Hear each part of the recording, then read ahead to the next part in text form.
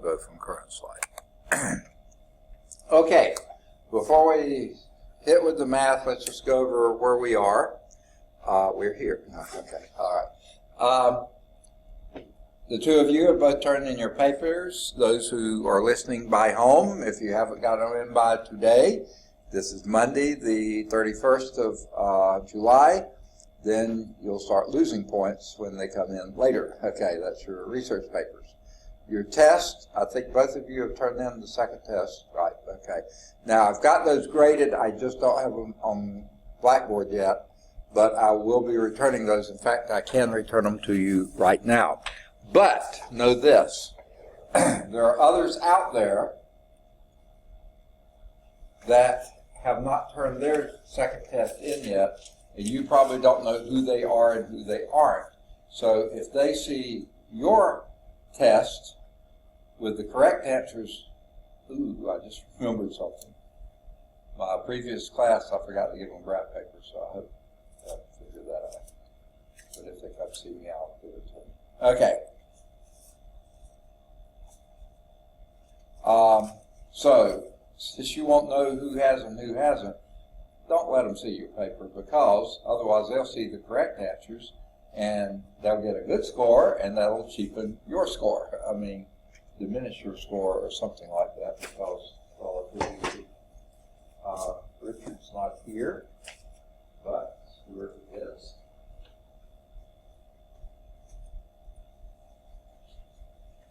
And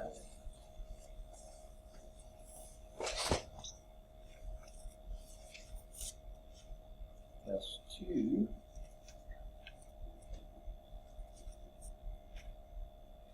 Okay. Chris is not here. Peggy is. Not yet. Stuart is. Okay, I guess that's all I can return. So, any whose name you didn't hear at the end there, they haven't turned theirs in yet, so be careful. Wise as serpents and innocent as doves, right? Okay. Now, let's see what else is going to happen. Today we're going to continue in 10.2. That's the slide we've got here. And then if we finish 10.2, we'll move on to 11.1. And we'll go as far in 11 as we can. Okay? And at the end, I will give you the last test, test 3, which will be the final test that you'll get, so it's your final. You have, if you have any questions on that test, I'll be here available for office hours today I'm in class until 9 o'clock tonight. So if you want to come at 9:01, you can see me then. Okay. I'll be here till 9:15 or so not long tonight. But tomorrow I'll be in the office from approximately 7:45 in the morning until noon. Actually, a little before noon. I've got to go off campus for just briefly. And then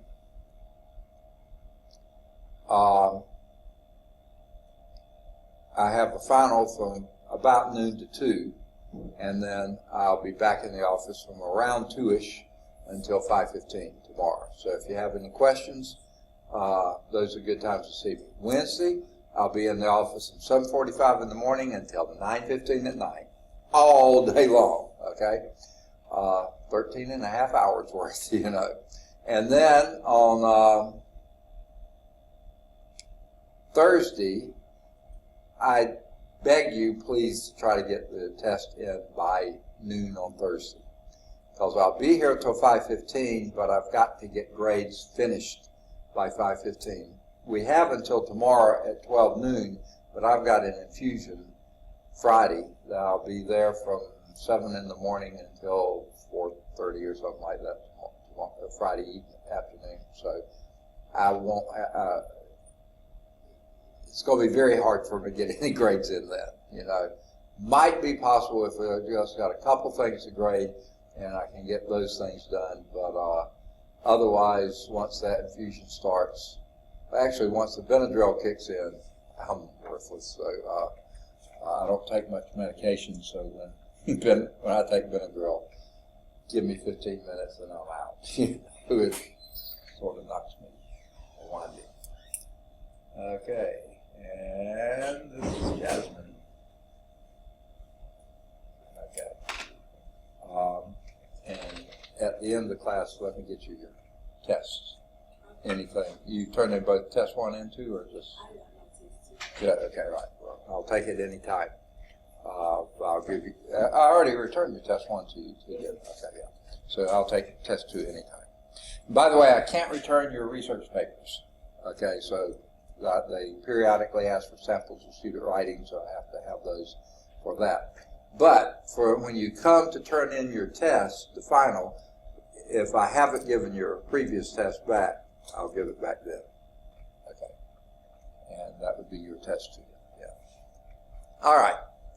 So I was just saying, please get me your finals by, as soon as possible, but the latest I want to take them is, Chris is here, noon on Thursday. Okay. Anytime earlier, fantastic. Okay. But noon Thursday, I really need to have them because even though grades I don't think are due in until noon on Friday, I'm going to be having a treatment on Friday, so I will not be on campus to do that. So I have to get them in before I leave on Thursday. And if you bring it by at 5:14 on Thursday, don't expect me to get it graded and turned in by 5:15. So you'll have it incomplete until I can get it done. But I'll get it done as soon as I can. So please get everything back by then. And if you haven't gotten a test or something back yet, I'll be returning those at the end of the class. I've already returned them to those who were here. I don't want to take more class time. Okay. Any questions on anything? Yes? You wouldn't have to know when grades actually post. Okay. So I can get them transcript. All right. That's a good question and a very simple question with not as simple of an answer. Okay. I'll tell you what I can't. I think it's got staples there. Okay. As soon as I get caught up with grading, and I got massively caught up over the weekend, but already they've been piling up today. So it'll be sometime tomorrow before I get caught up with grading. And as soon as I finish the grading, then I put things on Blackboard. So they're not on Blackboard yet, the most recent stuff you turn in. As soon as I get the grading done, it'll be there. But once final exams start, which is tomorrow, they usually take the students, they don't allow you to look for grades on Student Suite. I don't know if you've been doing that. You can't look for it on Student Suite. You can't after tomorrow. This ridiculous old system that we have, if my understanding is right, we only have like 16 reports. Okay? And I don't know if that's the right terminology. But if 16 students are inquiring about grades at any one time, no one else can get on it. Okay? Which we the faculty can't get on it to put your grades on. So they block the students from getting on Student Suite once final exams start so that we can get the grades on Student Suite. Once the deadline has passed and the grades are in, then they open it back up to Student Suite. Okay. The cheapest server in history, or network switch in that case, the cheapest network switch in history. Yeah, I believe, and cheapest in every meaning of the word. Yeah. Yeah.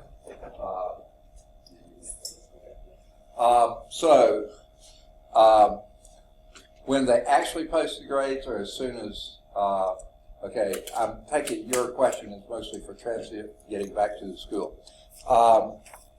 Did any of you, because someone had this question earlier, did any of you go by records office and find out when they're going to send them back, send the transcripts?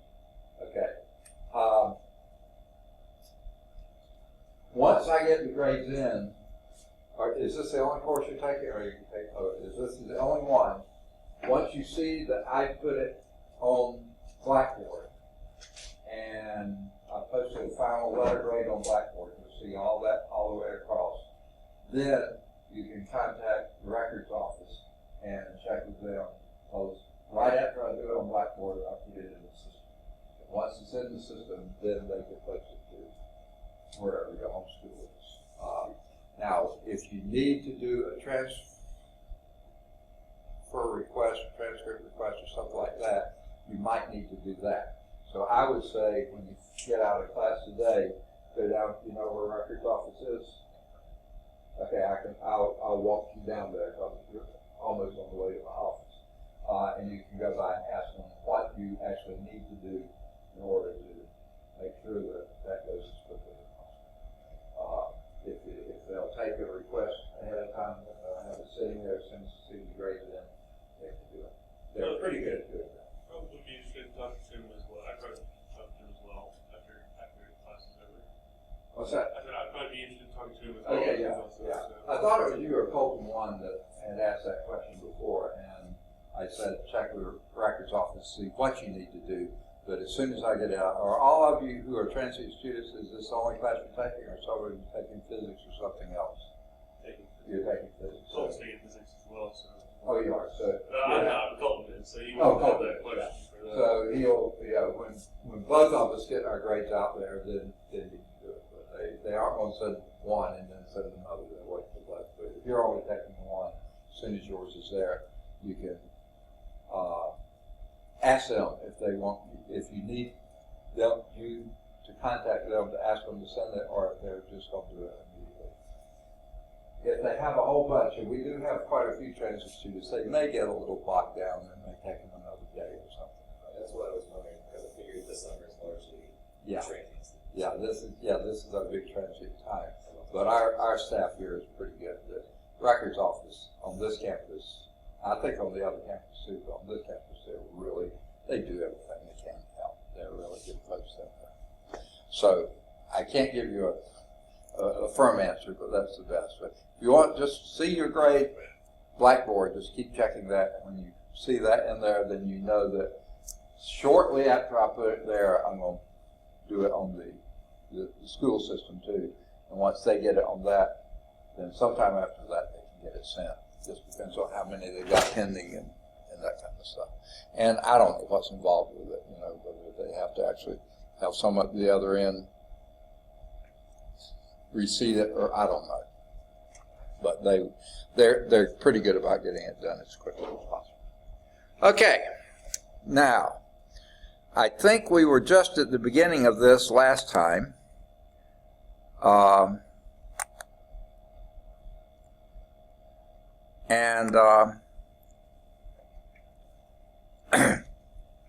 If I haven't said this before, I'm going to say it now.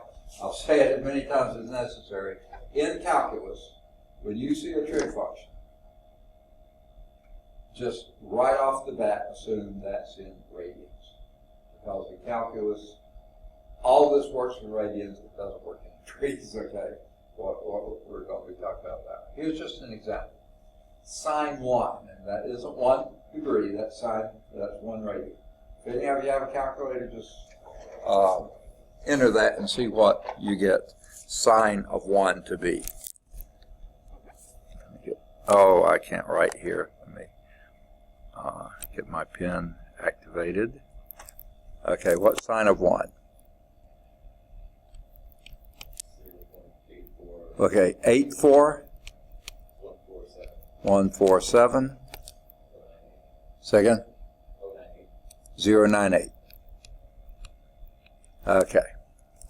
That's the sine. Now, how did you get that? You punched it on. Okay, now, how did it get it? It did a Taylor series expansion. It did exactly this thing here, only much faster than you're going to do now. But do you have on your device a factorial key?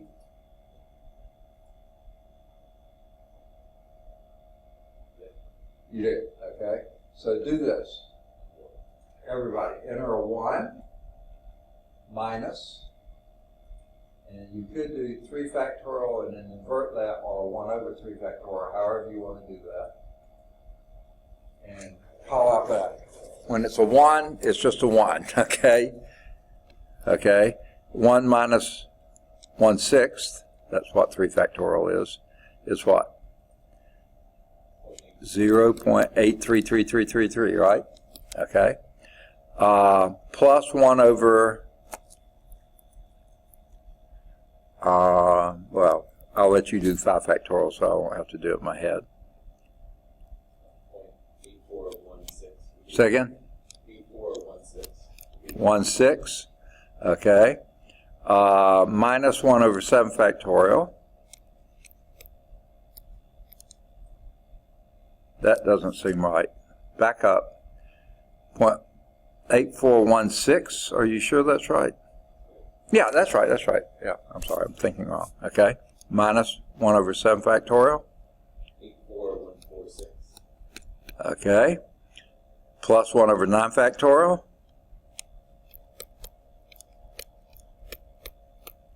84147. 7 what? 1009. Okay, okay, so, and then minus 1 over 11 factorial.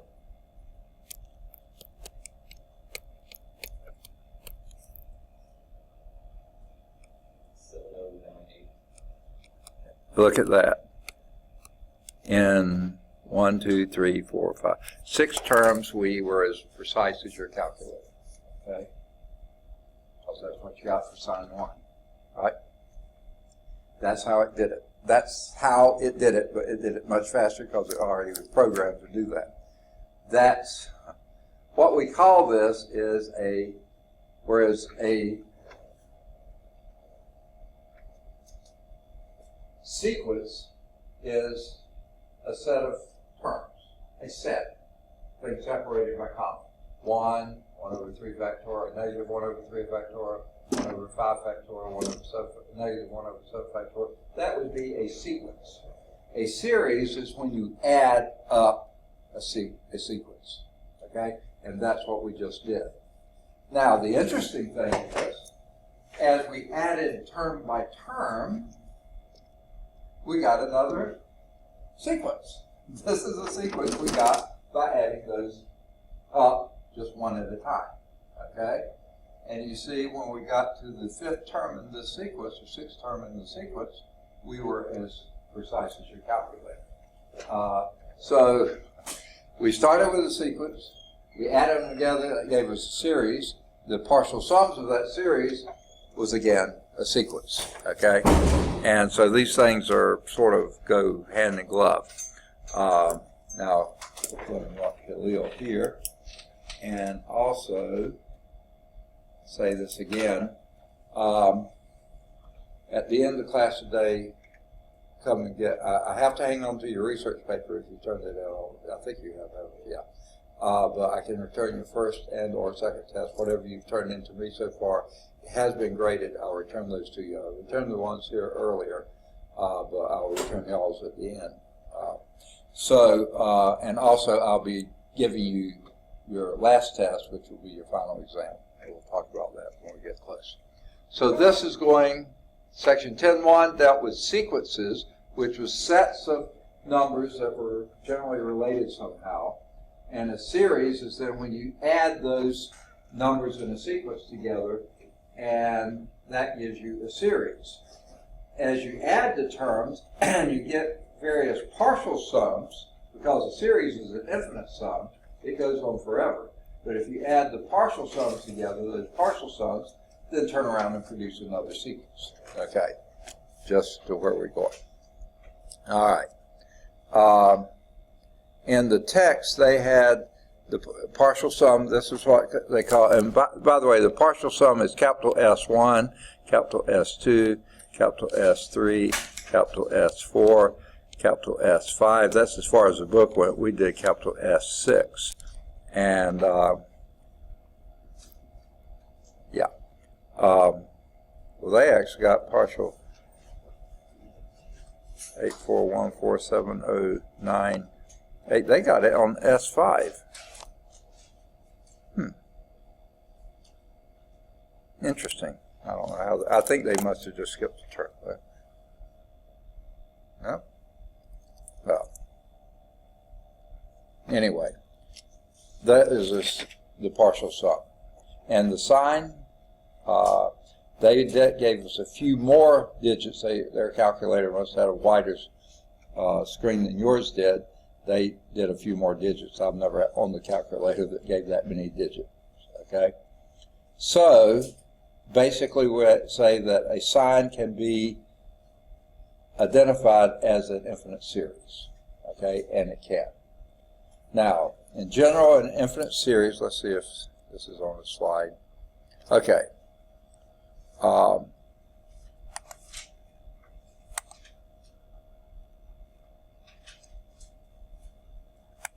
right. Here's a sequence. 1 over 3, 1 over 9, 1 over 27. What would be the a sub n for that? Your nth term. How would you describe that? 1 over 3 to the n. That's exactly it. Okay? 1 over 3 to the n. That's the nth term. Now, if you were adding those together, that would be 1 over 3 to the first plus 1 third plus 1 ninth plus 1/27 plus 1/81 plus continue. That would be an infinite series.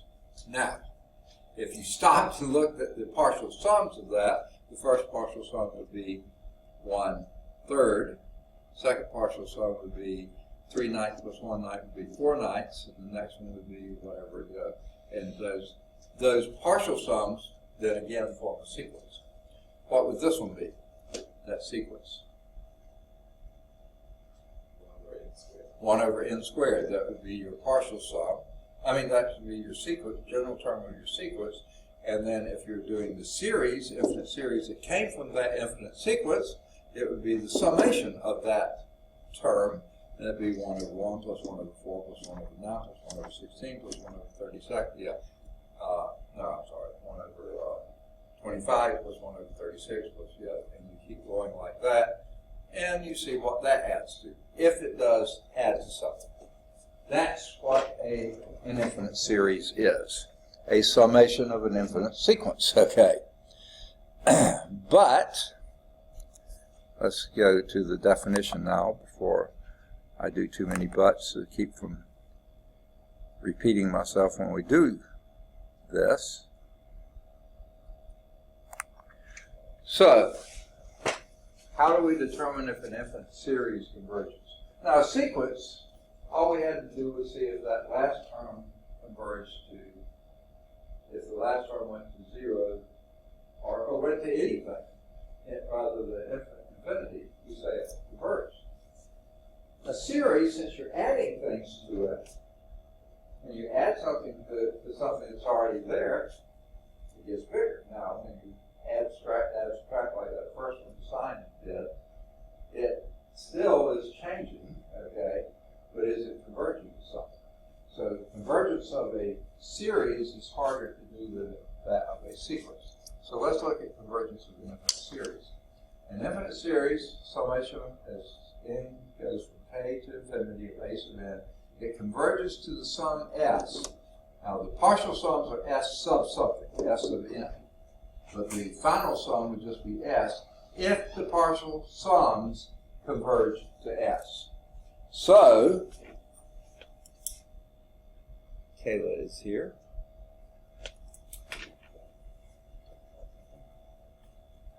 Okay.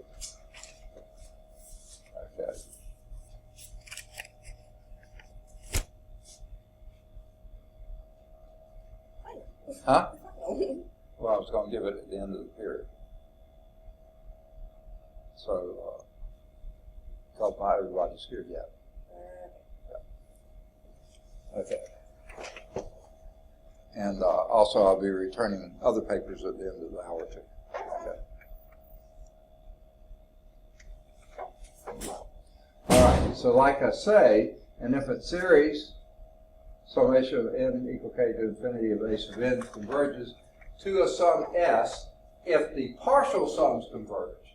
Remember, the partial sums form a sequence. If that sequence converges, then the series converges. Okay? So if the limit as n approaches infinity of s of n converges, then that s, that what it converges to, is the case. is the summation of that series. In this case, we write S is equal to the summation of n equal k. So we just rewrite the sequencing, say it's that S, if that's converges. If the limit does not exist, we say the limit infinite series diverges. If the limit is infinity, we say that the infinite series diverges to infinity.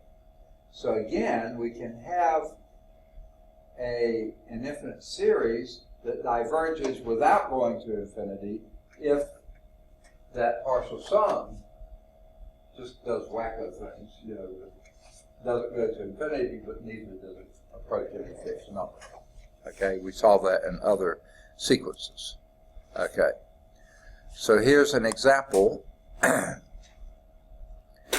of a partial sum. I'm guessing this might be example 1. Yeah. Okay, we'll look at it now and then we'll do a little more detail. Okay, here is your nth term. Okay, 1 over n times n plus 1. Okay, now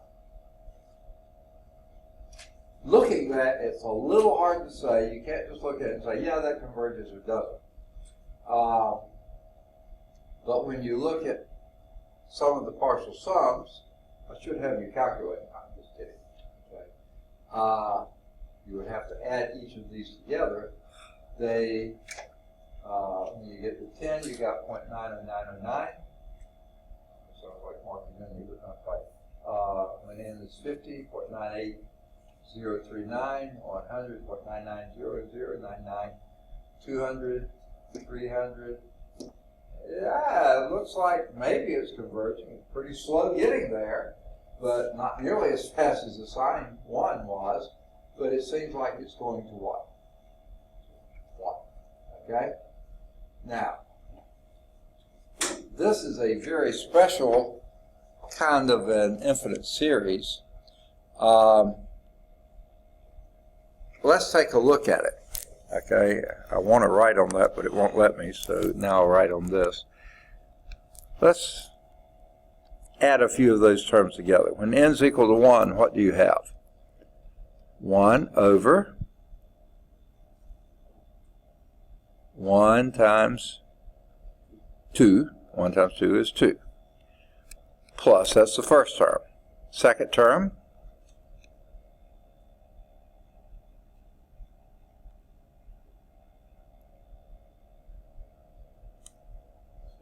six plus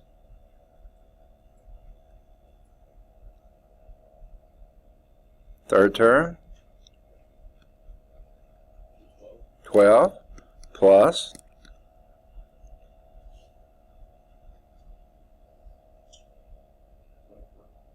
second. I can't hear. It's fourth terms. 4 times 5 is 20. Is that what you said? Okay, plus 5 times 6 is 30, plus 1 over 42. Now, if you were going to make me add those together, the fractional forms and doing all that, sure enough, by the time we got, okay, this is going to be 2/3, these two. That's 1/2, 2/3, and then 2/3 plus 1/12. 2/3 is 8/12, so that would be 9/12. That would be 3/4 plus. Yeah, keep on going. Oh my goodness, it's awfully slow. Keeps increasing, but it's a very slow thing. How in the world do they get these numbers so quickly? They just put them in a computer? Well, not quite true. Let's do it this way. 1 over 1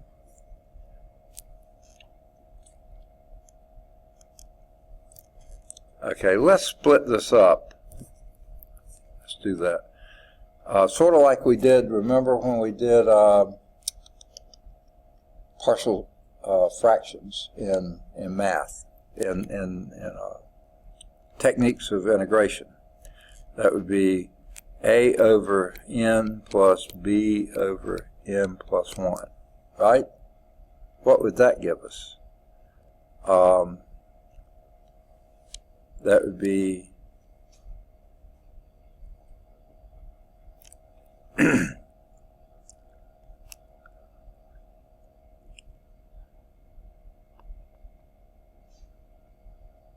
I'd say a better way to do this.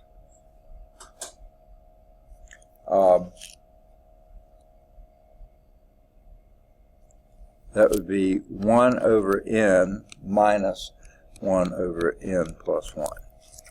Okay? Let's see if that works. When you multiply these together, you get this, right? And that would be, when you went to add them back, that would be n plus 1 over n times n plus 1 minus 1 over n times n plus 1. No, I'm sorry. These back together, that would be n plus 1 over n times n plus 1 minus n over n times n plus 1, right?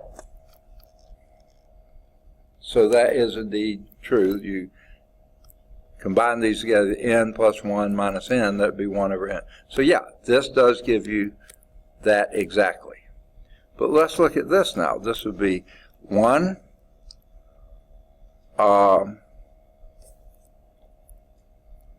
the first term, 1 over 1 minus 1 over 2, and that sure enough is 1/2, plus 1 over 2 minus 1 over 3, plus 1 over 3 minus 1 over 4, plus 1 over 4 minus 1 over 5.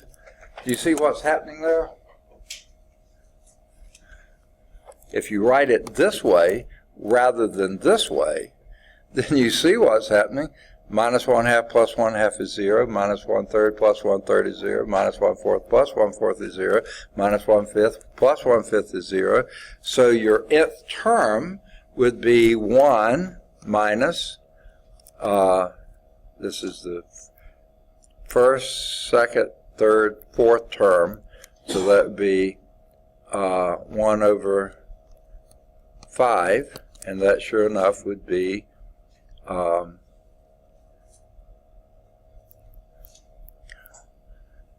where's my brain today? 4/5. Okay? And when you got out there, by the way, for those who came in late, at the end of the class, I'll return all your previous tests to you. I already returned them to those who were here at the beginning, and then I'll give you a final exam at the same time. Okay? I don't want to stop class every time someone comes in and do it, so we'll do this. So guess what? It's real easy to get that nth partial sum. And let's do, if someone will do this, what we got that to be was 0.8. So let's do it. 1/2 plus 1/6 plus 1/12 plus 1/20. Someone do that pretty quick. 1/2 plus 1/6 plus 1/12 plus 1/20. See if you get 1.8.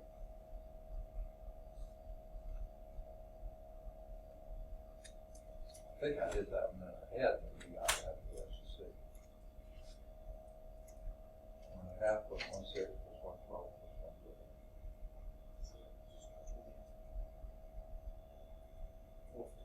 Huh? 4/5. Okay. Exactly.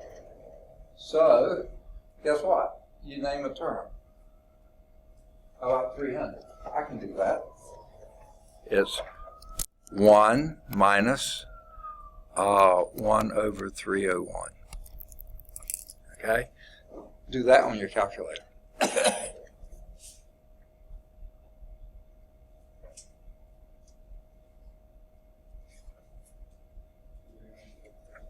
Again? Okay, do it as a decimal.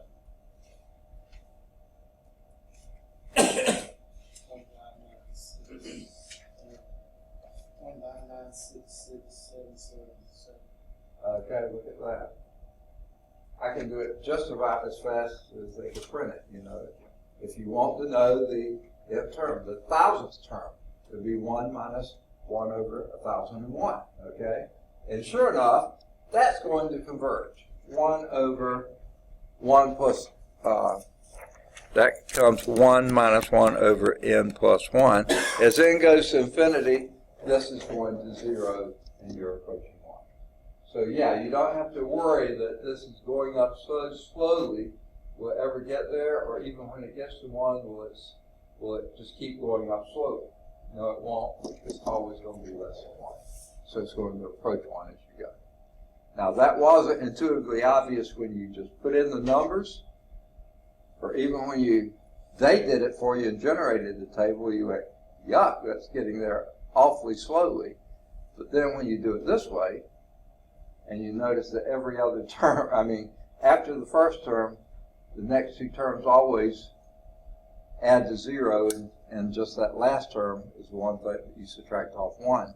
Yeah, you can do that to any term going. So sometimes there are nice, handy little tricks like this, but don't count on them. They're not going to be all that frequent. Okay? So that is your sum. That's called the telescoping series. Okay? Now, the next example is sequences versus series. And it says, oh, by the way, this shows what I was just doing. 1 minus 1/2 plus 1/2 minus 1/3 plus 1/3 minus 1/4 plus 1/4 minus 1/5 plus 1 over n minus 1 over n plus 1.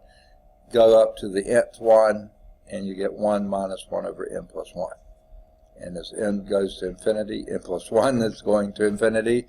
1 over n plus 1 is going to 0, and you're approaching 1. Never getting there, but approaching it. Okay. They skip example 2, so let's do example 2. Discuss the difference between a sub n and the series a sub n, where a sub n is equal to the one we just did, 1 over n times n plus 1. Okay?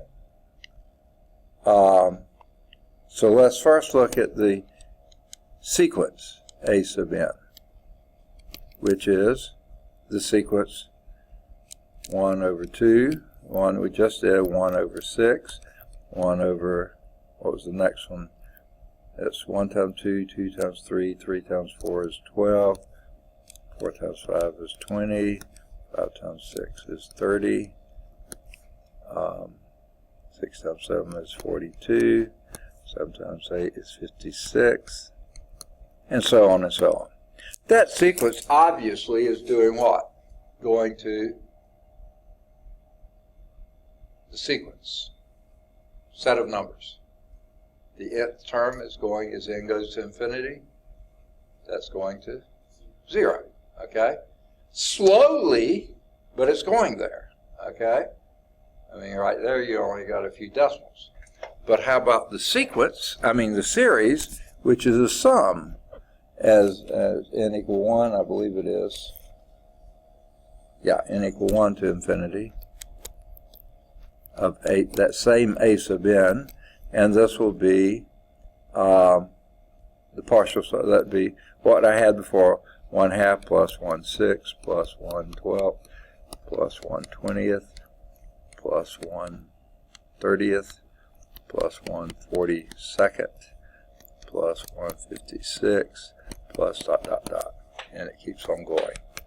Okay, sure enough, that's getting closer and closer to 1. Not going to 0, obviously, because you're starting with something and adding something to it and adding something to it. Can't be going to 0. Now, possibly if you had something minus something plus something minus something, yeah, that could be, but it's not necessarily. So I don't know what they mean. It says discuss the differences. Your sequence is either, well, I guess it could be converging to something other than 0. This one happens to be converging to 0. The series, the sum of those things, does converge, we just showed, and it's converging to 1, but very, very slowly. Okay? I guess that's all they wanted you to do. The next theorem shows that an infinite series may be added or subtracted like ordinary sums, providing that the series converges. So let's zoom in on this. I'll try to go fairly quickly through this. This is sort of fun stuff, okay stuff, but the linearity of infinite series, okay?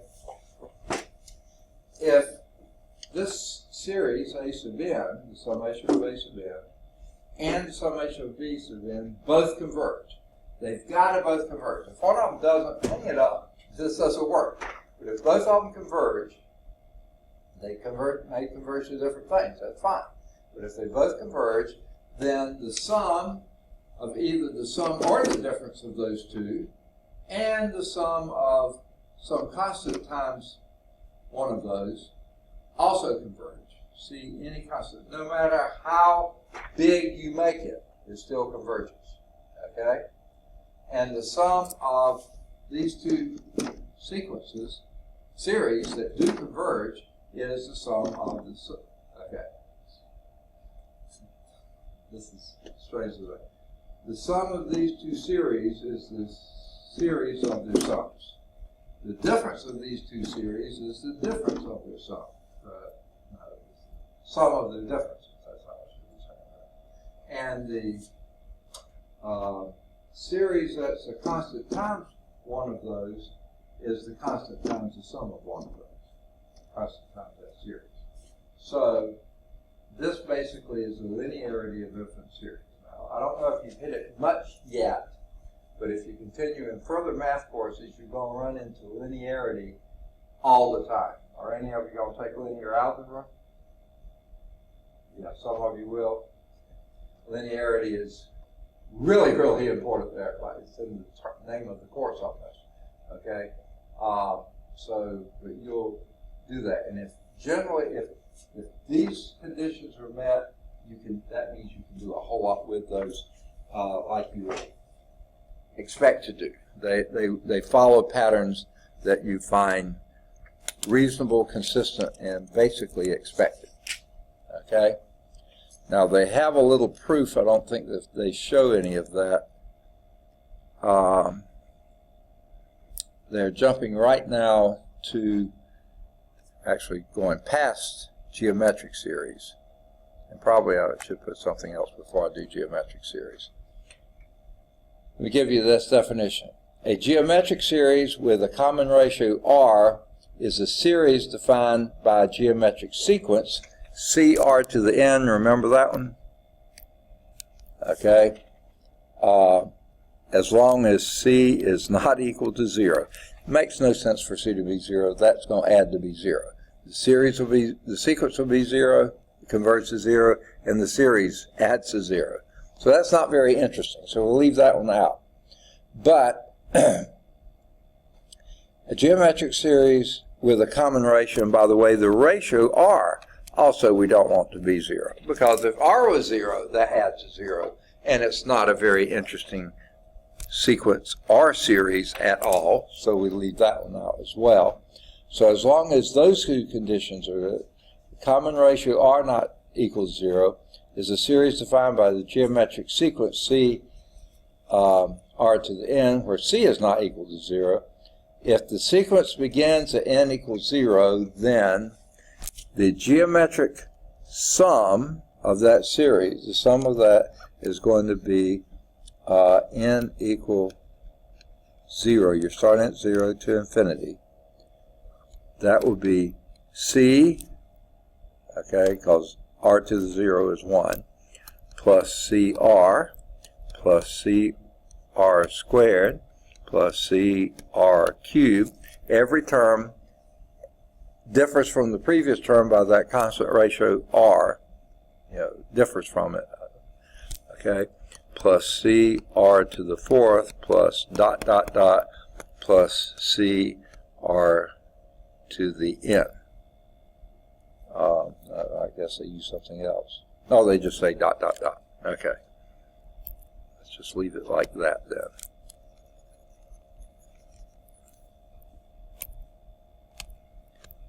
Take it one more, C, R to the 5th plus dot, dot, dot. Okay. All right. Now, if your R was 1/2, which is perfectly fine, that's not 0, and the C is, what, 1? Yeah. And C is equal to 1, which is perfectly fine as long as it's not 0, then this series would be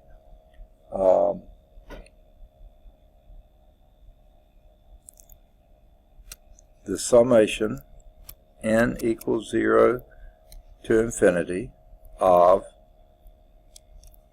I'm sorry, I should have put in here CR to the n, and this will be a CR to the n, except the R is 1/2, the C is 1, so it's 1/2 to the nth.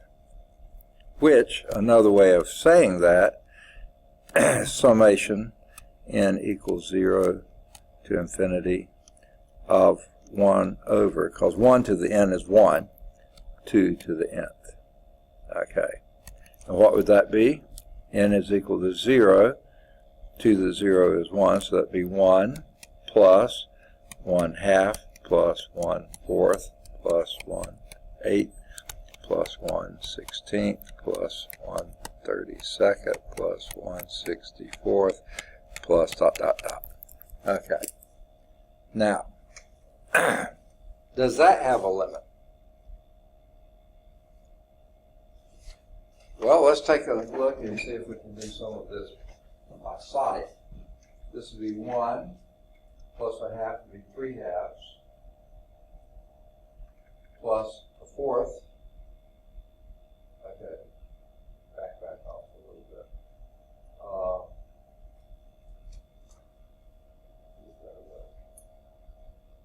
1 plus 1/2 would be 1.5, plus 1/4 would be 1.75, plus 8 would be, in other words, what we got going there, started with 1. Actually, they're not starting with 1, they're starting with 1/2.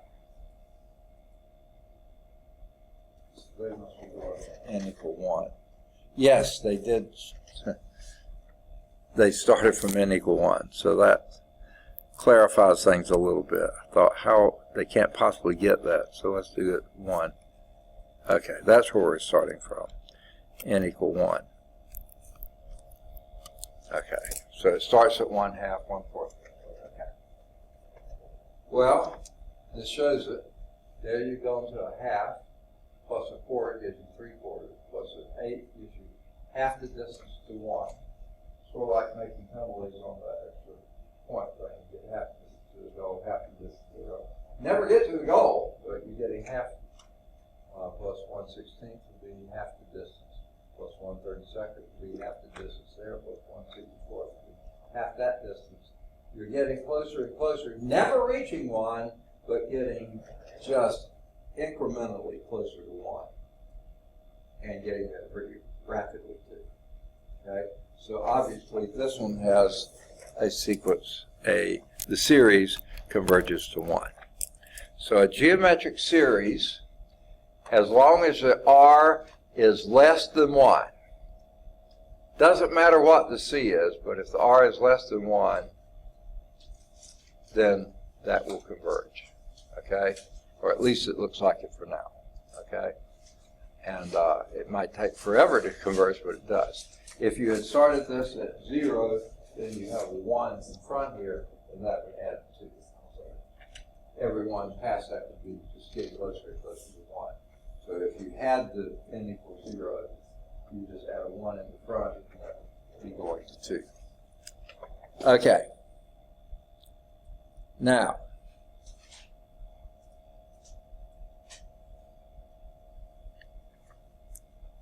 I'm going to erase this and do something a little more generic, and it's sort of a neat thing because this is a technique they use for a lot of things. Let's look at the partial sum, the nth partial sum. Richard's here.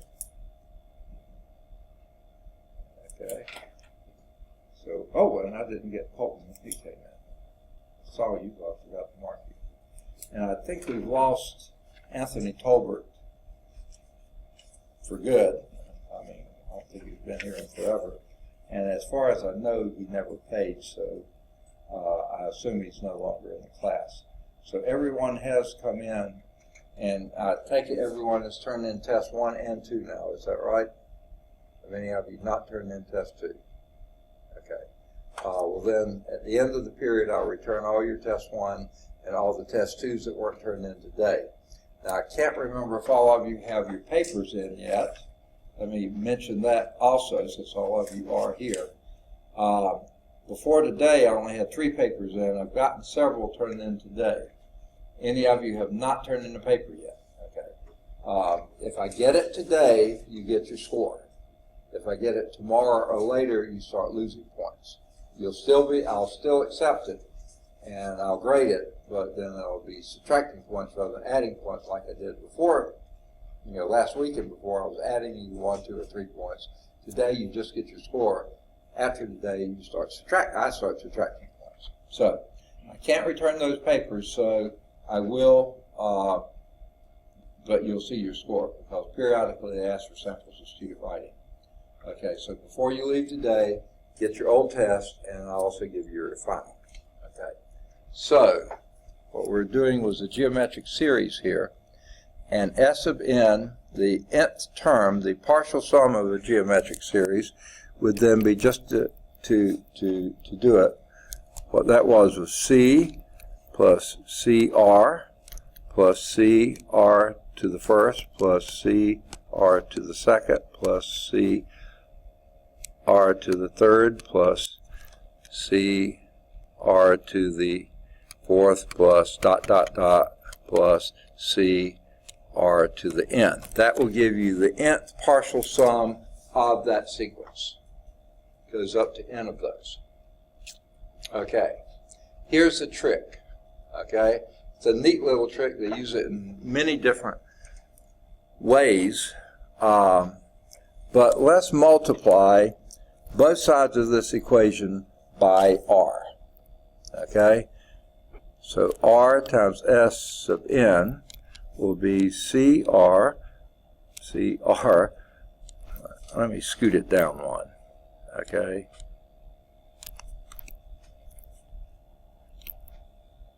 When I multiply r by that c, I get CR, plus multiply r by CR, you get, wait, that's a 2, that's a 3, that's a 4, that's a 5. Okay, I got off that. This would be CR squared plus CR cubed plus CR to the fourth plus CR to the fifth plus ... plus the next to the last one would have made it CR to the n, but then you also have a CR to the n plus 1 because I multiplied r by that last one. So every one produces the next term. Okay?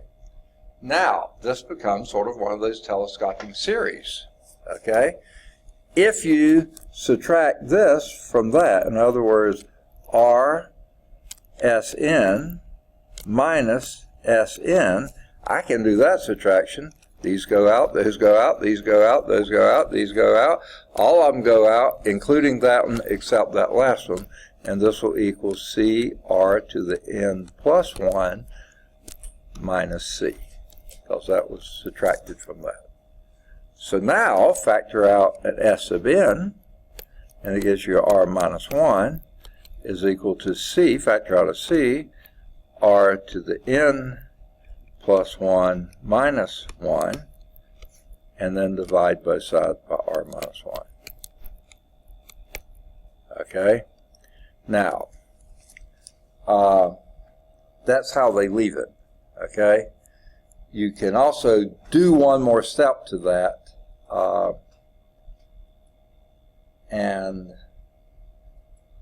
but that gives you this right here that I've just written here, gives you the nth partial sum. And here it's written again. Okay? That's exactly what we did. The nth partial sum is that, and that adds to c times 1 minus r to the n plus 1 over 1 minus r. Okay? So that is always the nth partial sum of any geometric series. R, and right now I said r less than 1, that will converge. But guess what? That will work if r is not less than 1. It gives you some weird things. Number one, r can't be 1, can it? No, if you would be dividing by 0 here. Can't do that, let's not, okay? So neither do we want r to be greater than 1, because that makes it a negative number then. And let's not do that either, because in fact, if r is greater than 1, this becomes negative 2, so that thing is going to blow up pretty badly, okay? So for all r is less than 1, this will work for any value of c. Now, does that include, well, not 0. Remember, r can't be 0 and c can't be 0. But will that work for c negative? Yeah, it will, okay? So that'll be fine. Just c can't be 0 and r can't be 0, okay? And r has to be less than 1. So that leads to theorem 2, which is here.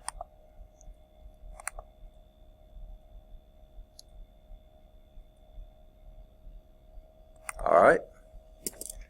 As long as c is not 0, meaning it can be greater than or less than 1, 0, but not 0. If the absolute value of r is less than 1. So this will work for a negative r as well, but it has to be less than 1. So that did extend a little bit beyond what I was saying. I just said r less than 1. I should have said greater than 0, less than 1, but actually between minus 1 and 1. Absolute value of r, or r has to be between minus 1 and 1. It can't be minus 1, it can't be 1, but anything in between will work. Then this is your summation from n equals 0 to infinity of cr to the n, bc plus c together. All these. And then what do we have? Well, you can do the c on top, that's obviously there, and then that summation adds a c over 1 minus r. You see why r can't be, absolute value of r can't be 1, okay? You don't want that, and neither can it has to be less than 1, okay? Otherwise you wind up with the sum being negative, which is sort of hard to do if they're all positive numbers, okay? Now, how about a partial sum? Oh, no, I'm sorry. This is when you're starting from n equals 0. When you're starting from n equals some other number greater than 0, okay, they don't say where, but any number greater than 0, then the summation of that will start with cr to the m plus cr to the m minus 1 go like this. What you wind up with is a c on top, and that r to the m, this one right here, that very first term, just like this first term here goes on top, this first term here goes on top, and then divided by 1 over r. I mean 1 minus r. So again, they're very, very similar forms, okay? This one when it starts at 0, this one when it starts at anything greater than 0. R is greater than or even equal to 1, the geometric series diverges. Don't even try it. Obviously, equal to 1 will not be good at all there because it will be divided by 0, and after that, it just gets worse. So, geometric series, just like geometric sequences, are pretty fun to work with. You can find exactly an answer, okay? So let's do example, well, let's see what they do next. Whoa, they jump right to a divergence test, which is coming up in another page. Okay, so let's do example 3.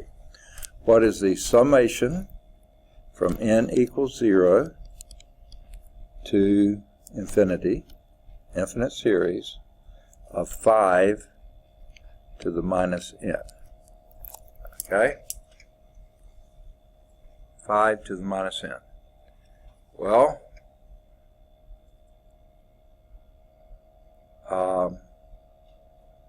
doesn't quite look like it fits, does it? Okay? Because it's a minus n. We didn't really do one quite like that, did we? Unless you think of, if you think of c is equal to 5, and but then you can't, this doesn't fit anything, it doesn't fit down here. But if you think of your c as 5 to the minus 1, then this thing to the n, that would be c to the minus 5. So this, I'm sorry, your term would be this. So the c would be 5 to the minus 1, which is 1/5. That's less than, I'm sorry, your r is the 1/5. Your c is just 1. Okay, sorry. The r is 5 to the minus 1, and your c is just 1. Okay, then that does fit. So let's use your form. C is 1, so that sum would be 1 over, and what's 1 minus r is equal to 5 to the minus 1, which is 1 over 5. So what is 1 minus r?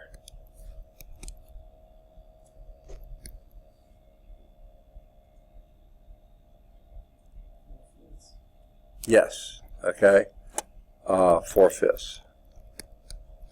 1 minus 1/5 is 4/5, and what would that be? 1 over 4/5. 5 over 4, exactly, or 1.25. Okay, so that does converge, and it converges to 5/4. Okay, now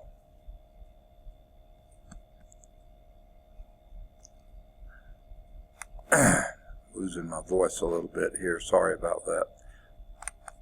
What I did, I crammed down a little bit of lunch but didn't drink very much, so it's drying me out. Here's one. The summation as n equal 3 to infinity of 7 times minus 3/4 to the n. Now, maybe I should have done it on the last one. Now, I think it probably would have made more sense. I wish I had. Okay? I think you would have seen the pattern a lot better. So let's do this one. Where would you begin here? Well, you might begin by, this one is much more obvious. What's your C? 7. What's your R? Negative 3/4. Absolutely right. Okay? That fits like a glove, at least the pattern there. C, R to the N. Okay? But this is starting at 3, not 0. So let's start at 3. So what would that be? When N is equal to 3, you have 7 times negative. Second? Okay, I can't. Did you say 3/4? To the third power. Okay. And then you'll go on from there. So that's the first term, so that'd be, and oh, that's how they do it too. Okay, fine. Plus 7 times negative 3/4 to the fourth power, plus 7 times negative 3/4 to the fifth power, plus dot, dot, dot. Okay, keeps on going forever. Okay. Now, Obviously, this one doesn't work right because it's not starting at 0. This one will start. What is that first term? Let's actually calculate it. 7 times, what's negative 3 to the third? Okay, and 4 to the third. Okay. There's your first term. That's what goes on top here. Okay, that first term here goes on top there. Yuck. Okay. And the rest of it doesn't matter. Okay. So this sum adds to, and let's just go on and do that one. That would be 49. 18, isn't it? Negative 189 over 64. I don't think anything will divide out there. Okay? Over 1 minus r. And what's your r here? 3/4. So it'd be 1 minus a negative 3/4. Right? And what's that? Negative 189 over 64 over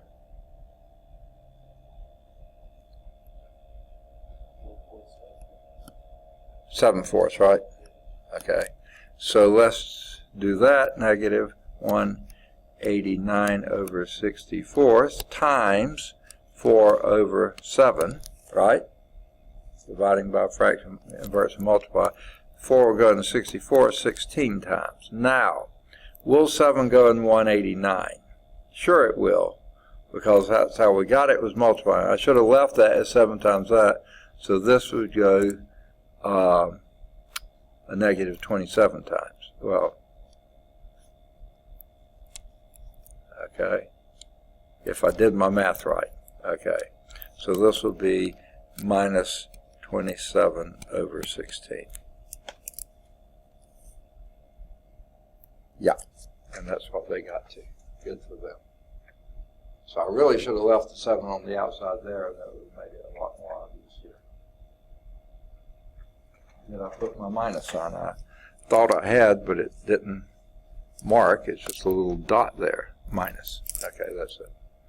Negative 27 over 16. Now, you might ask yourself, why is that a negative? Well, here's why. The first term was negative, right? And then this one turned out being positive but smaller, and that turned out being negative but even smaller than that one. So this one, the sign of the answer is going to be the sign of that first one, because every one of those is getting smaller afterwards. So it never leaves the negative, right? Because that next term takes it down but not back to 0. The next one adds them back, then it subtracts and adds, but it never gets any closer. Okay, so that was example 4. Let's do example 5. Any questions on this before I delete it? Okay. Find a fraction that has, and this is what I was going to say, this, I mean, in a sense it's but this is the same technique you have for any repeated decimal to come up with the fraction. The technique's the same. Find a fraction that has repeated decimal expansion 0.2121. Yeah, I can't write.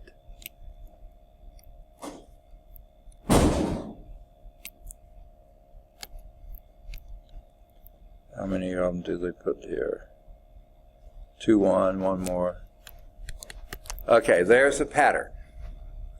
Okay? The very same technique we just used before is how we go about doing this. This is equal to some decimal, what you want to name it. Pick a variable, any variable. Okay, why not x?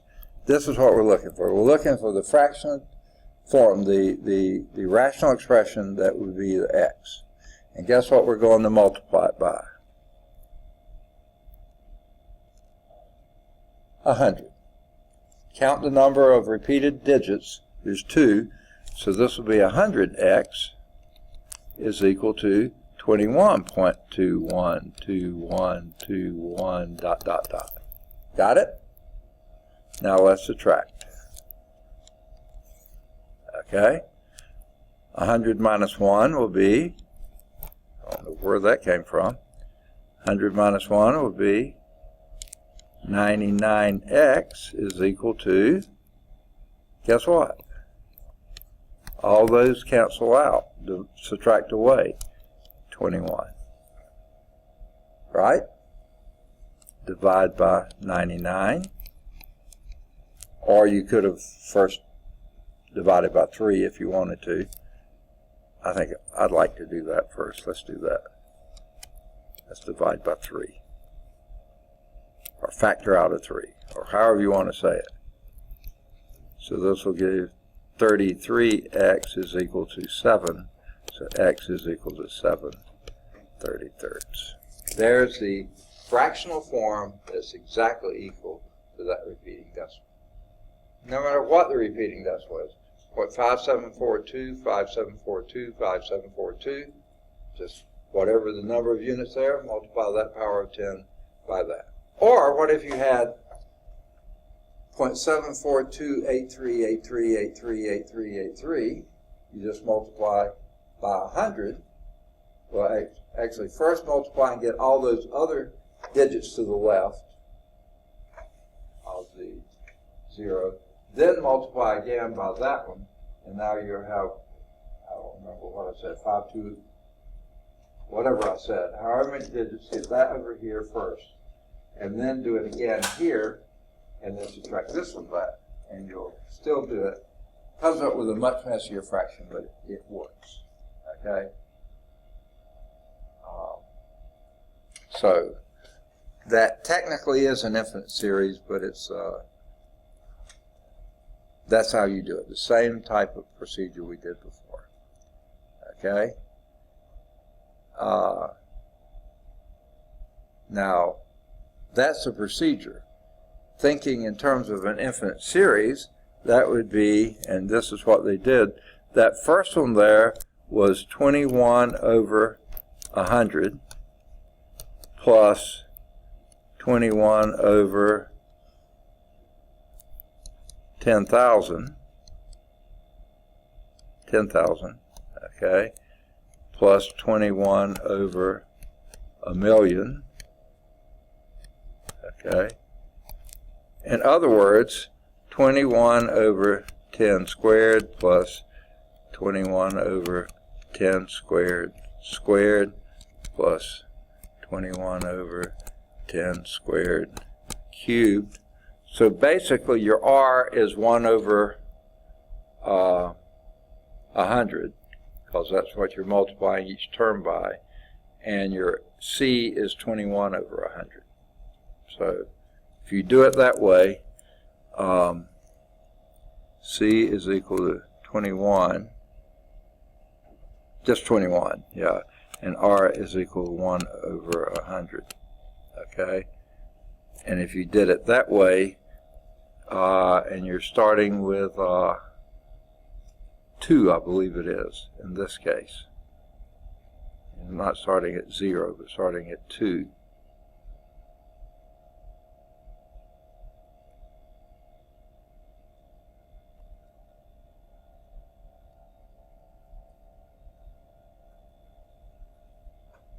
Yeah.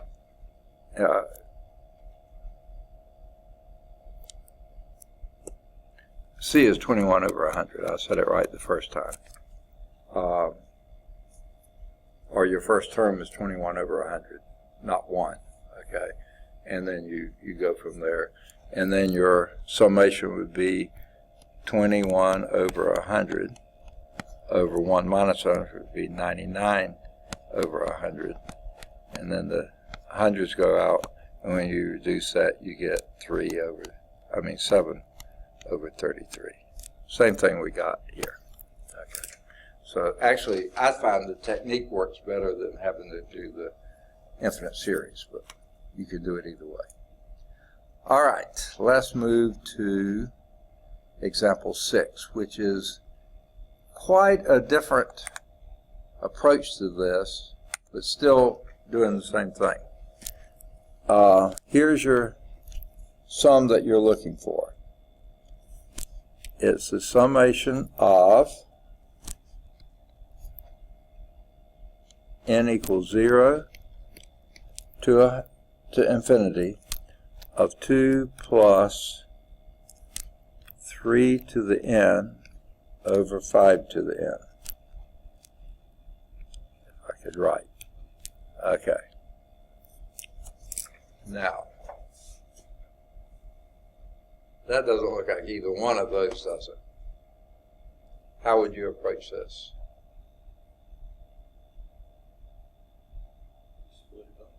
Split it up, exactly. That's exactly what you do. You do the summation from n equals 0 to infinity of 2 over 5 to the n plus the summation of n equals 0 to infinity of 3/5 to the n, right? 3 to the n over 5 to the n. Okay?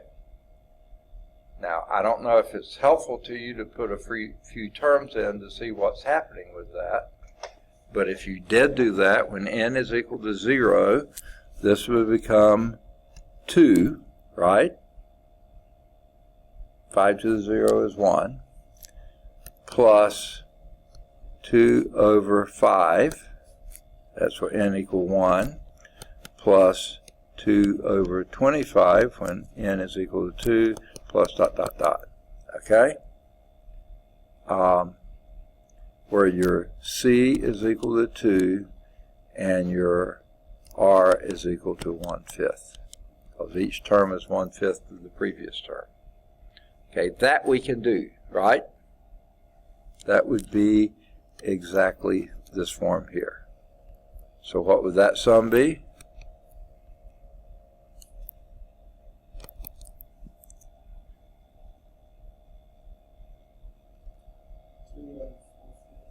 Okay, C would be 2 over 4/5. Is that what you said? Okay, which would be 10/4. Well, let's see. Let's just do this out. 1 and 2. That'd be 5/2. Right? Okay. So that's your first part. Now the second part. Let's do that one out. That would be 3/5 to the 0th power would be 1. Plus 3/5 plus 9/25 plus 27 1/25 and dot, dot, dot. I'm not going to do any more than that. 81 over 625, you could do one more. That would be pretty easy. But what you got here, your C is equal to 1, right? And your R is equal to 3/5. Which is less than 1, so you can do that. And what would that give you? That's partial sum would then be 1 over 2/5, which would be 5/2. So, wow, really? 5/2 plus 5/2 is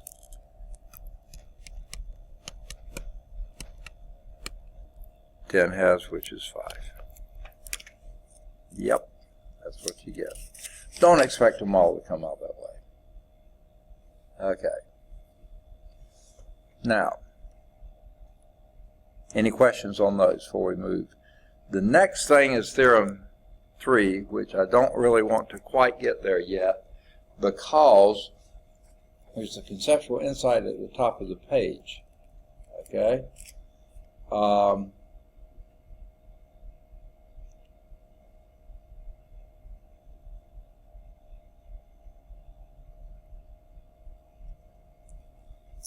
Says sometimes the following incorrect argument is given for summing a geometric series. So let's, all right, to delete this, everybody got what you need here? Okay. What if you had this as an infinite series? S is equal to 1/2 plus 1/4 plus 1/8 plus ... Is an infinite series, right? N is equal to, C is equal to 1/2 and R is equal to 1/2. Okay. So that seems to fit okay. Now what they do here is 2 times S would be 1 plus 1/2 plus 1/4 plus 1/8 plus ... until you got to your last term. Okay, and then subtract these and you get S is equal to 1.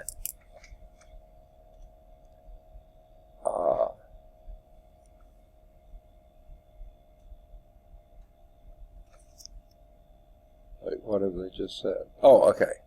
Which would be, I'm sorry, this 2S would be simply 1 plus S. But down here you get S equal 1, so you got S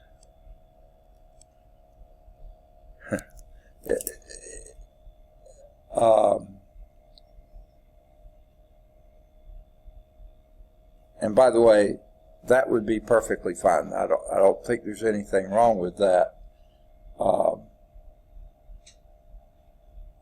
So S is equal to 1.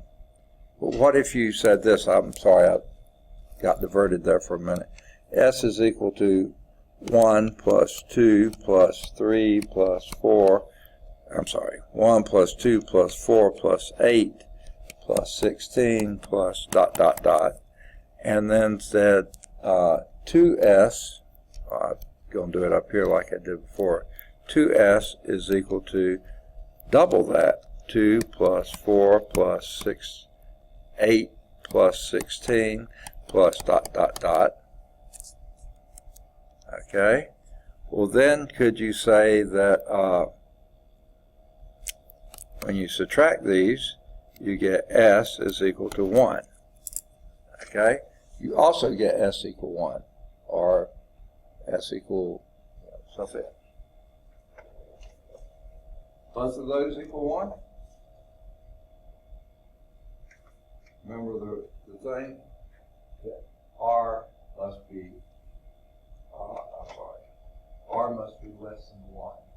This R is 2. So no, you can't use this for something that doesn't fit the criteria. So your conditions, they call it something, the givens, the criteria have to be met before you can proceed. If you try to proceed without that, you're going to get in all sorts of serious trouble. Okay, so don't do that. To me, that was not really much worth doing, but anyway.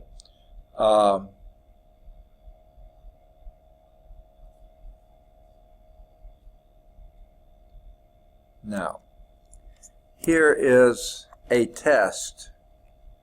There's several of these. I don't know if we're going to have time to do them all. I really need to get to the next, to chapter 11.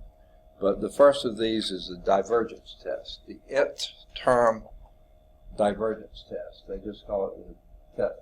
If the in your book they call it the nth term divergence test. On the book they just call it the slide set. They just call it the divergence test. If the limit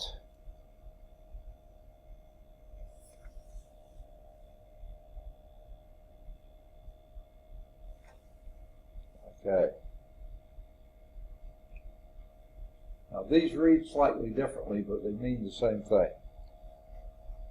In your book, let me do this. If the limit a sub n is not equal to 0, if the limit as n approaches infinity of a sub n, in other words, the nth term, that last term, if that's not going to 0, if the nth term a sub n does not converge to 0, then the series diverges, okay? You cannot have a summation going down that if the last term is not going to zero, you're just going to keep adding something and something and something to it without ever going towards zero. There's no way the series is going to converge. So that's the nth term divergence test. It's phrased a little differently here. If the nth term a sub n does not converge to zero, here that says if the limit is n approaches infinity of a and is not equal to zero, okay, then the sum and that part is the same. So I don't think they do anything on the proof, but we do example 7, and this is not even included here, so let's do example 7 here. Prove that the sum, the series, summation of n equal 1 to infinity of n over 4n plus 1. Okay? What you reckon on that? Is that going to converge or diverge? What do you think?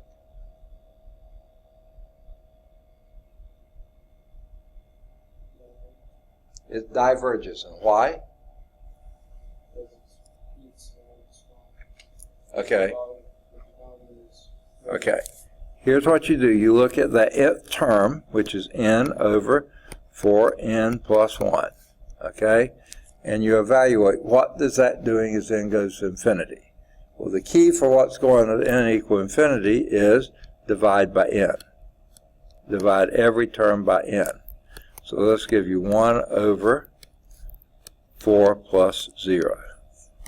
1/4. Small number, right? But it's not 0. If that thing doesn't go to 0, there's no way that's going to diverge. And that does not, the nth term does not converge to 0, it converges to 1/4. Not going to happen. You're just going to keep adding 1/4 to 1/4 to whatever you had, never going to converge. Keeps getting bigger. Bigger and bigger and bigger. Okay? There's another one of these. Let's do that one. And this is example 8. Determine the convergence or divergence of this one. S is equal to the summation of n equal 1 to infinity of minus 1 to the n minus 1 n over n plus 1. Okay? And they actually tell you what this one is. It's 1/2 minus 2/3 plus 3/4 minus 4/5 plus dot, dot, dot. Okay? Converge or diverge? What you think?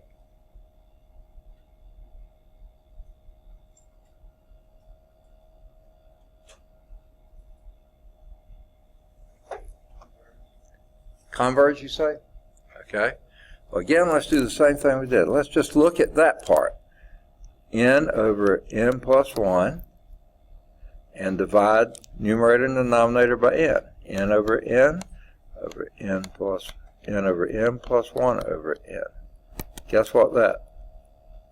1 over 1 plus 0. 1. Doesn't go to 0. Diverge. And the other way to look at this is this number is bigger than that. So when you subtract it, you're going to get a number that's negative. Okay? But then this is bigger than that. So you're adding back something bigger, subtracting something bigger, adding something bigger, and it just basically, starting with 1/2, it goes to a negative number, then to a positive number, then to a negative number. They keep getting bigger and bigger and bigger. So it's no. Unless I'm misinterpreting it badly,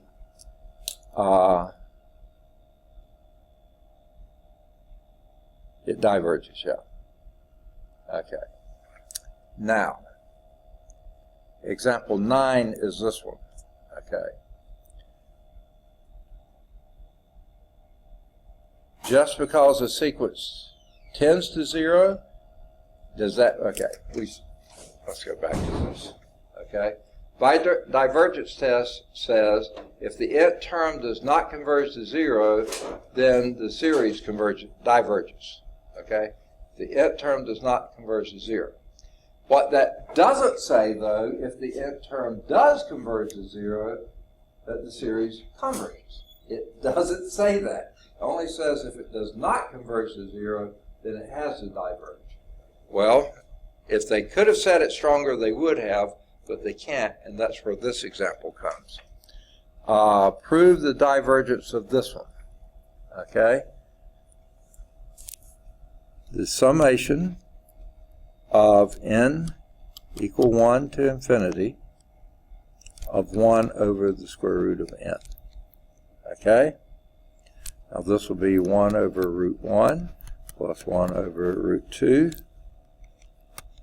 plus 1 over root 3 plus 1 over root 4 plus ... Okay. Just keeps going and going and going. Okay. Now, for sure, 1 over the square root of n, as n goes to infinity, that goes to 0. Okay? But does this sum go to 0? I mean, converge. Doesn't have to go to 0. Does it converge?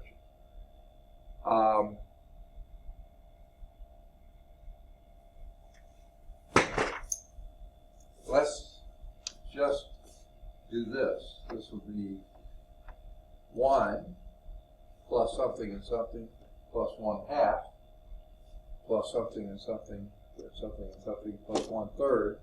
Just picking the ones that are easy. Would that one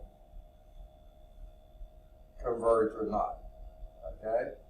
That's 1 over n. But you're adding some other things to that as well. Goodness gracious. This is so bizarre here how they've written this. The partial sum of this diverge even though the terms a sub n tend to 0. Why they left off spaces there completely, I do not know.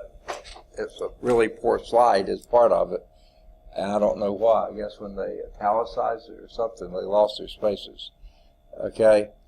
But how can you do that? Sure, the general term 1 over root n goes to 0. However, because each term in the partial series sum is greater than or equal to 1 over root n, okay, here's what they do here. This sum, this is S sub n. When you end this at 1 over the square root of n. That would be S sub n. Now we're just going to capital N. Okay, that's your nth partial sum. Okay? Now, this thing here is greater than 1 over root n plus 1 over root n plus 1 over root n plus 1 over root n plus ... plus 1 over root n. Now, how do we know that? Well, obviously, the last one is the same, but all those others, if n is some larger number than 4, then this would be, that thing's greater than this, that's greater than this, so this thing is greater than this. How about this sequence? 1 over root n plus 1 over root n plus 1 over root n. Guess what? The ratio of that term is 1, right? Not going to work, okay? Because you have to have the ratio being less than 1, and that ratio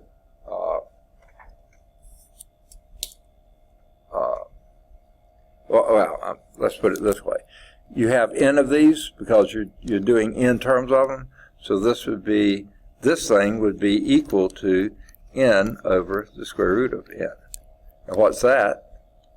That's the square root of n. And square root of n is going to infinity.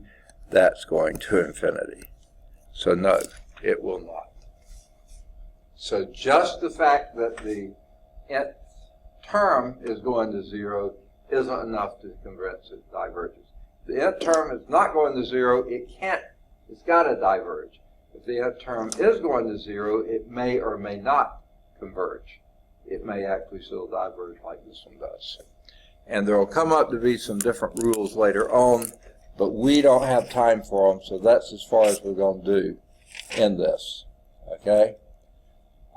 There is a historical perspective here, and this is Archimedes, who, if you haven't already chosen a paper topic, you'd be okay, but you got to get it written before the end of the day today. But this mentions him. It mentions Leibniz. It mentions the Bernoulli brothers, Jacob and Johann. It mentions the great master Leonhard Euler. There's so many people in this one little historical perspective. It's amazing. So you could get dozens of paper topics out of that. And even the harmonic series would be enough to write a paper on. Homework exercises here. Is it all right if we go to preliminary questions? Because I really would like to get into chapter 11. Homework exercises here would be we'll do number 1. And then do either 3 or 5 or both. Do 7, do 9. It says you need a computer algebra system, but try it without it if you can. Do any of the odds, any of the odds 11 through 15. Then do any of the odds 17 to 21, and any of the odds 23 to 35.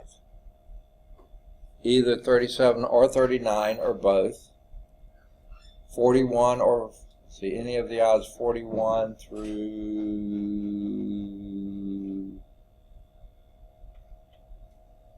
59.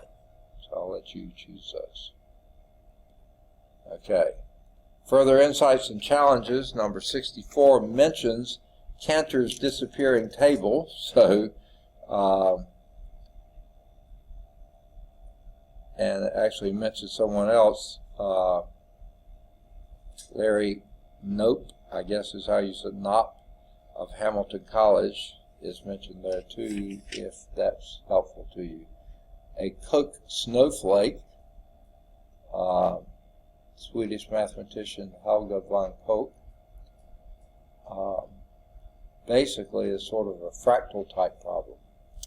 And anyway, there's more to come, and if you need to do more in infinite series, you know where it is now. Follow it up. But we really need to get on to chapter 11. Taylor series, way neat stuff. That's what your calculator uses when it's calculating some of these hairy little functions. Okay, or hairy big functions. So no, that's not what I want. I want to get, let's see. Oh, this was part of the Archimedes things. I'm sorry. I should have shown this. This slide here, Archimedes showed that the area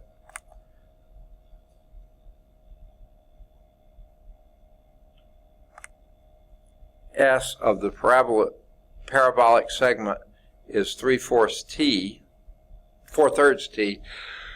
This t is the area of that triangle. And so, pretty interesting thing. If you want to follow up on that, you could. Okay, that was the end. Okay. All right, let's go on to chapter 11. This is taking forever.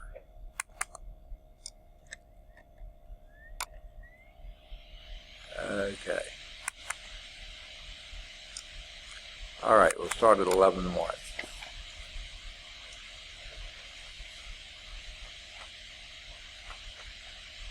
if it'll ever open. PowerPoint has been incredibly slow today. You didn't realize it because I already had it open before you came in, but I had started that at the end of my last class, and that's one reason I didn't get to eat but a bite or two of lunch, because it took so long to open. All right.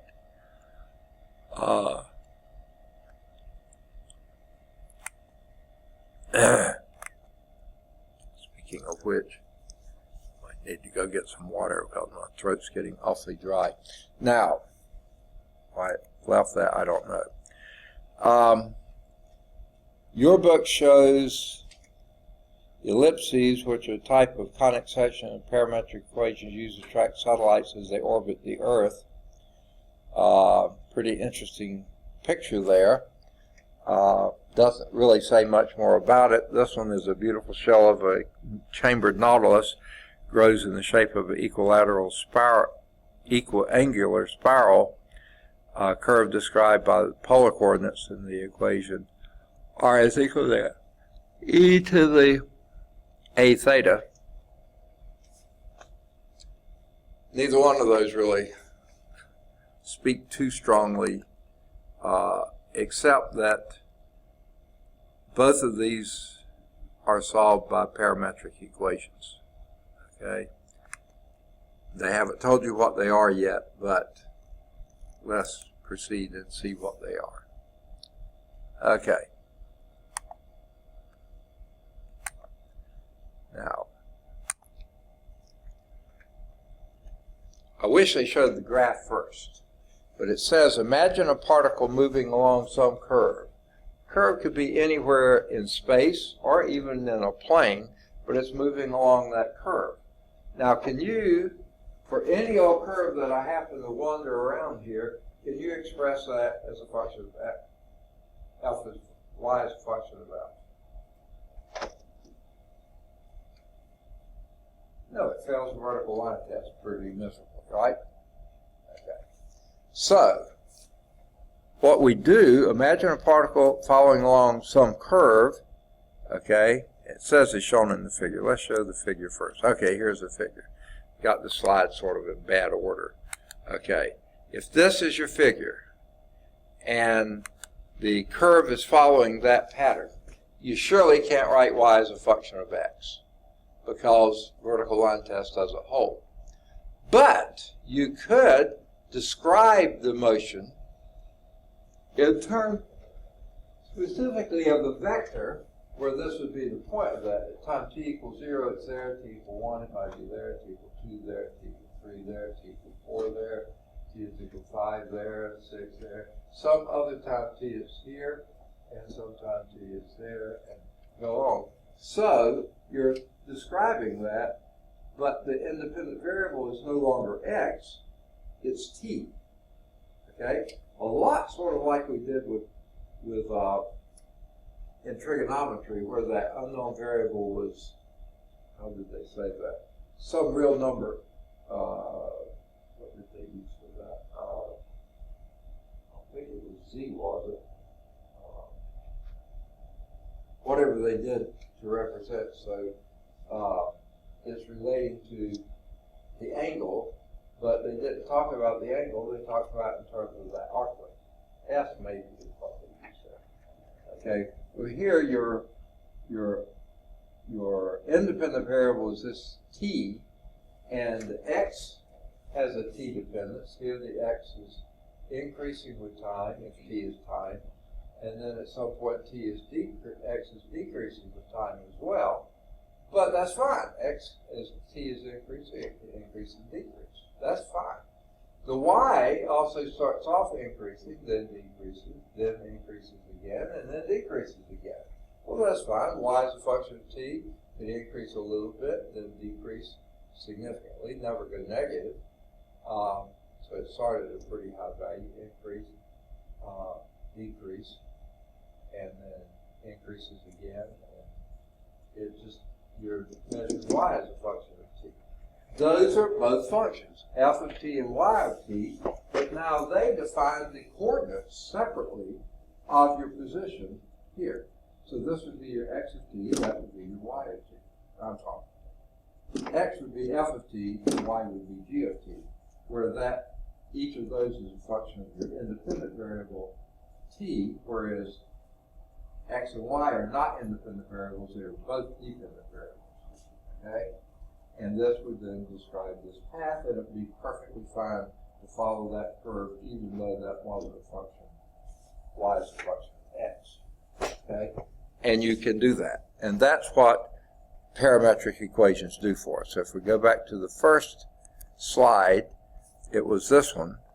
If we define our x to be some function of this parameter t, and y to also be some other function of that parameter t, yeah, you can describe any old curve you want to.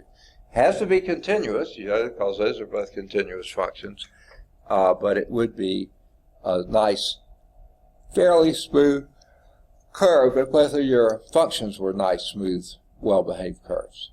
Okay? In other words,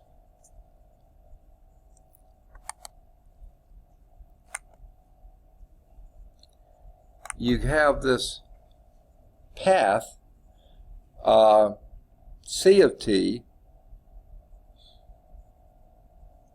Excuse me, I may have to pause for a moment here and go get something to drink. I'm getting all clogged up again.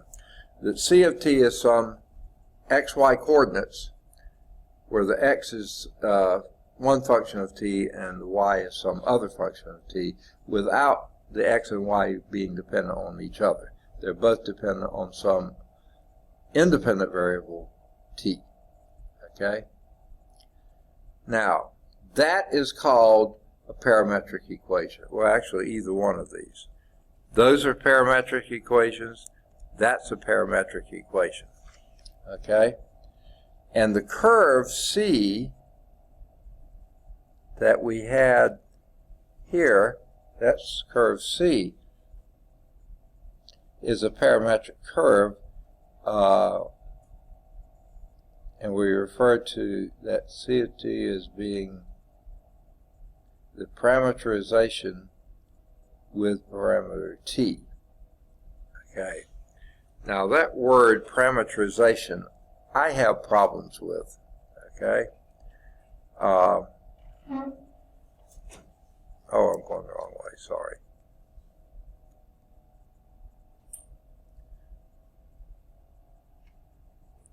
Okay. This is the beginning of example 1. I wish they had printed it out. When I say it, probably about half the time I say parameterization, and it's not. It's parameterization because it's parametric equation. So there is no ER in there. It's just the R. Parameterization. And sometimes I'll leave. Well, let's go. All right, before we hit this, let me take a minute to pause here. I've got to go get something to drink because my all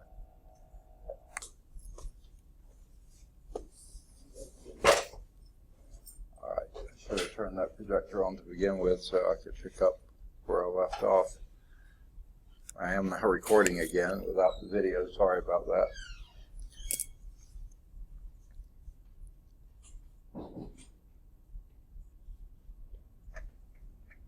Well, is it coming on? I guess it didn't. There. Didn't press all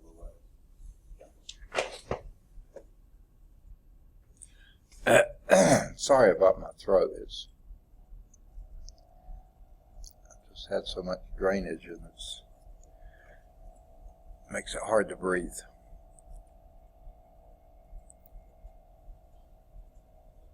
Now, all right, I think we got it well enough to see now. I'll start, I'm sorry, I'll start by zooming in on this, but then immediately we'll have to unzoom it to get out.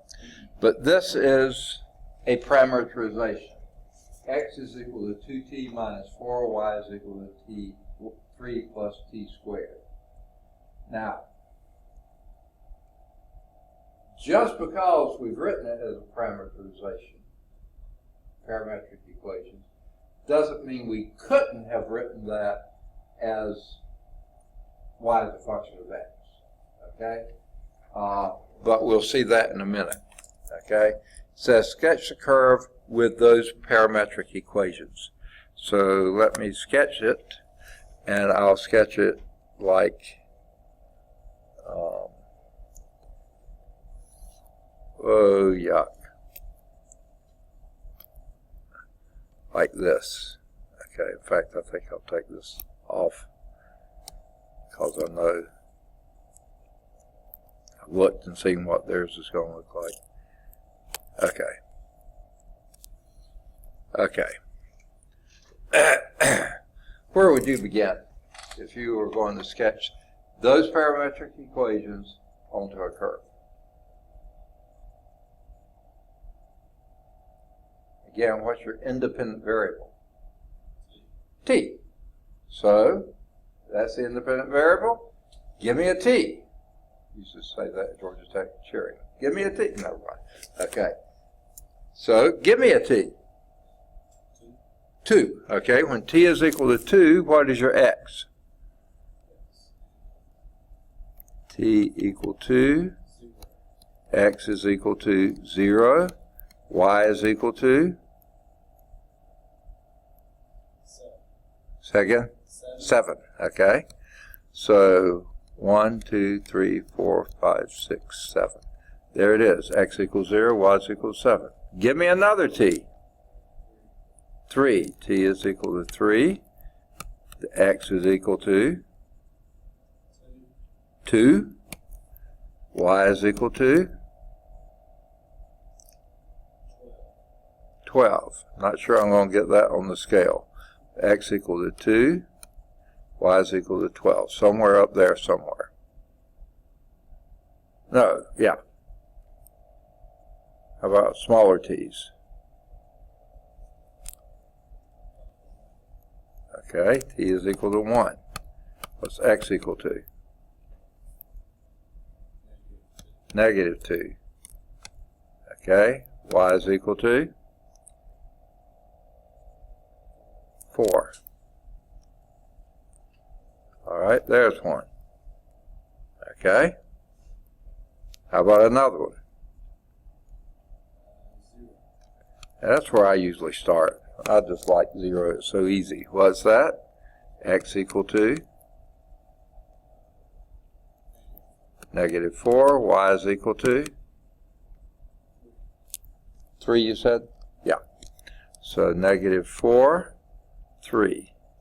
Right about there. A little higher, maybe. Okay.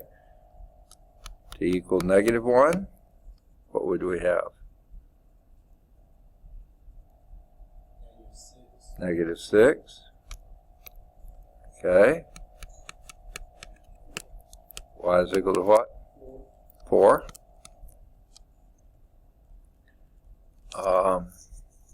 Yeah.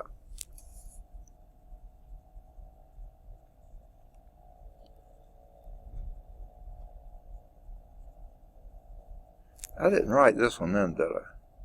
And T is equal to 1. Yeah, why? I don't know why I left that one off. Okay, good. And how about one more? T is equal to negative 2. X equal negative 8. 2, 3, 4, 5, 6, 7, 8. And y is equal to? Second?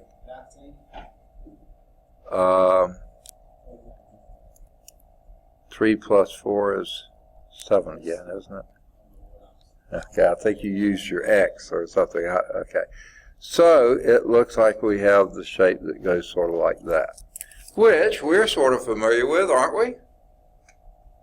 Looks symmetric on either side of the axis of symmetry. That would be a parabola. It sure looks like one.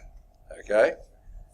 And now what's more here, this also has a direction to it. As t is increasing, you're following the curve in that way. We started at high t's and worked backwards, but if you went from low t's to high t's, the curve would be going in the other direction. Down the left arm, past the minimum, and up the right. So a parametric curve usually also has direction associated with it, especially if that t is referring to time. It doesn't have to be, but quite often it does, and then you would be going with increasing time. Now,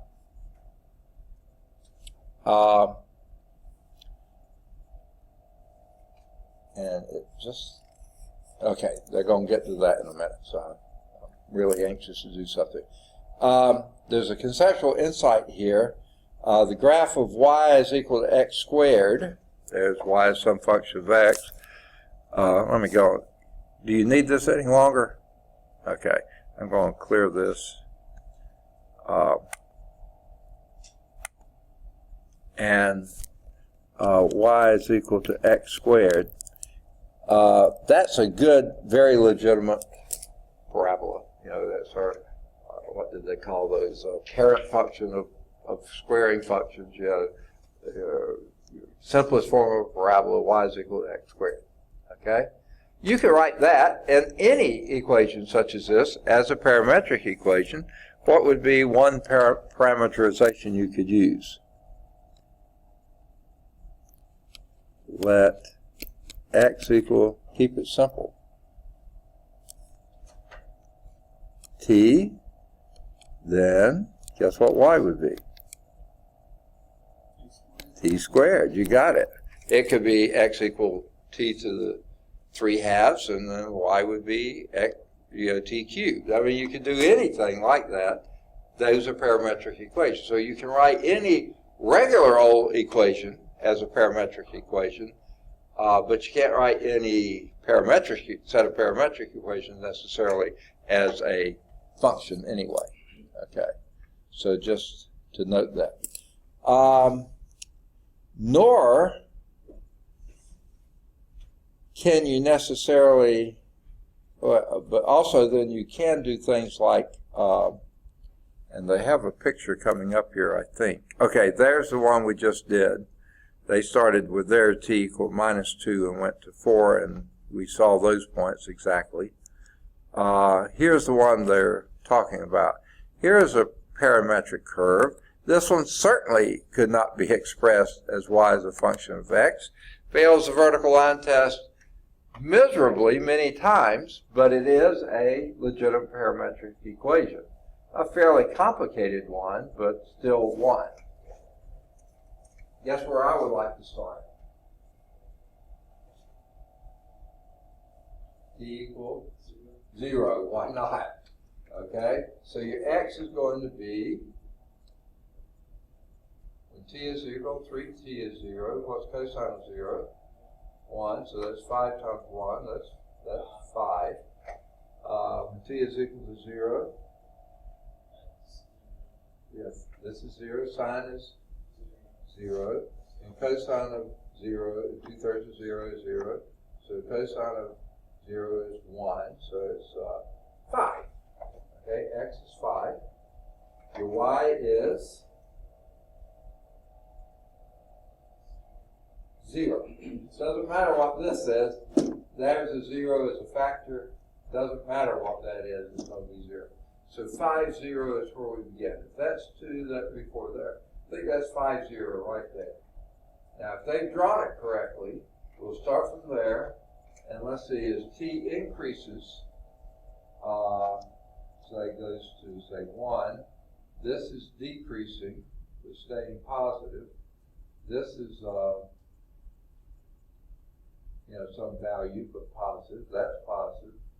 And just the middle of that. Let's just assume, since they didn't say we're going up this way. So here we go, up here, this curve here, this curve here, curve there, that curve there, that curve there, all around here, there, there, there. I don't miss too many times there, there, there, there, there. And back to the first again. Wow. Okay, what a crooked course we weave. But it's a very symmetric and uniform type curve, but that is one convoluted parametric curve. It is, after all, closed, but it's only one closed curve. It crisscrosses itself like crazy, but it's only one closed curve. I'm glad they drew it for us. I would have hated to have to pick a bunch of points there and follow them through. Okay? Now,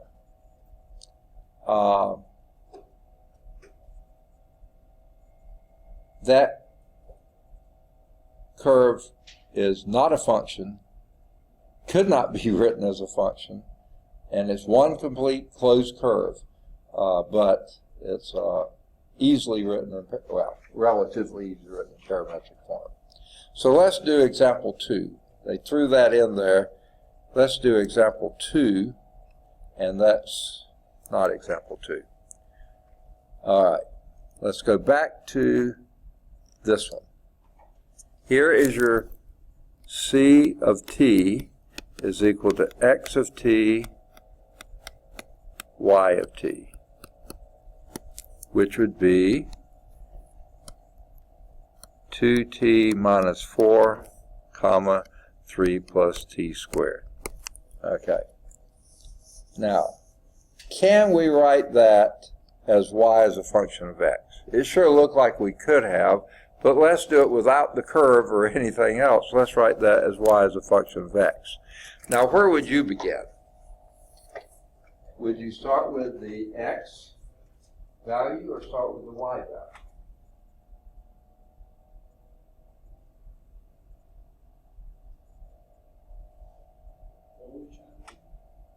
We're seeing if we can write this as y as a function of x. Because the graph, remember, there it is. It looks like it could be written that way. We sure hope we can, but can we? There's the question. Not quite, but pretty close. Let's solve this for t. The x equal 2t minus 4. Solve for t. What would that be? How would you do that?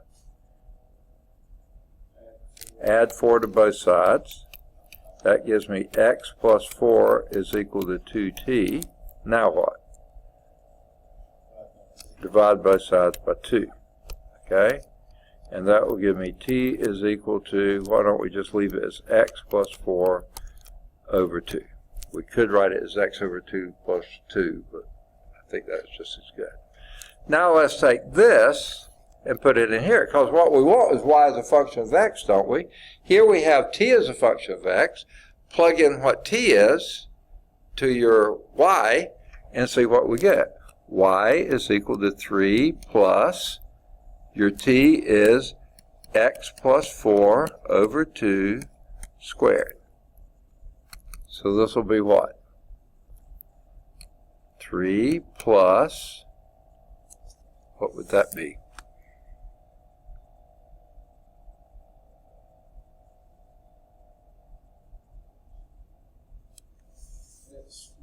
X squared.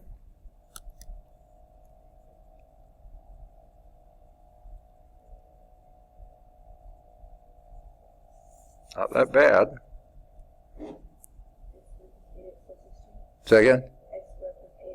Plus 8x. Plus what? 16? Divided by 2. Okay. Now, I don't know if you want to do this, but you could put this over least common denominator 2, make that 6.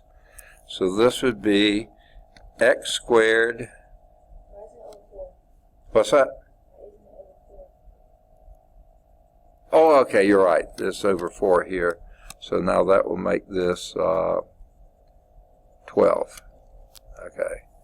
So that would be x squared plus 8x plus 28. Yeah. Divided by 4. So there's y as some function of x.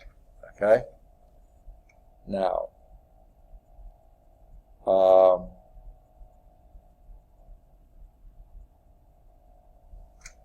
they chose,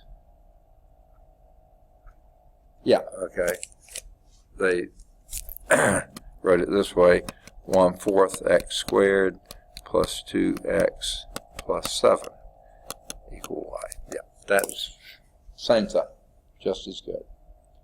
Okay? Thus, C of t traces out the graph of that just like we saw before, but you don't even see a t in this. So yes, sometimes you can do it, often you cannot, especially if that function backs up on itself or does some sort of crazy stuff like that. Okay. Now, this I think is example, no it isn't. Oh, I went back to that. This is example 3. A model rocket follows this trajectory. C of t is equal to 80t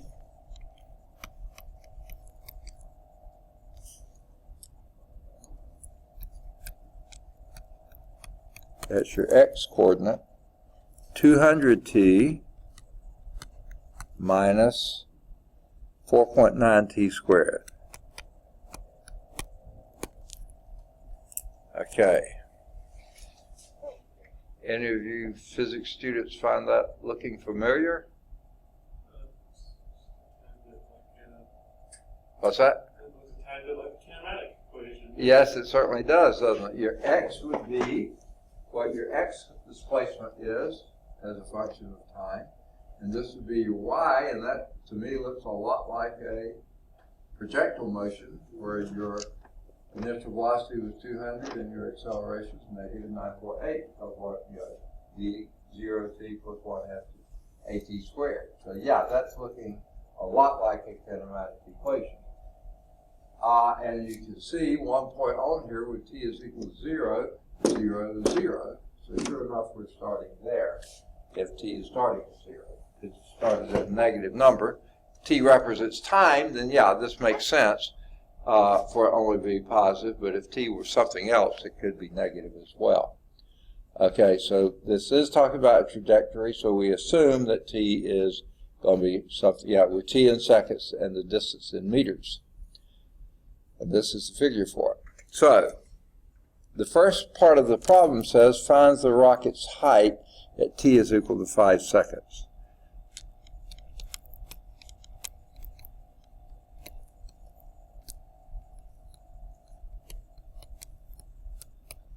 Okay, now how are we going to do that?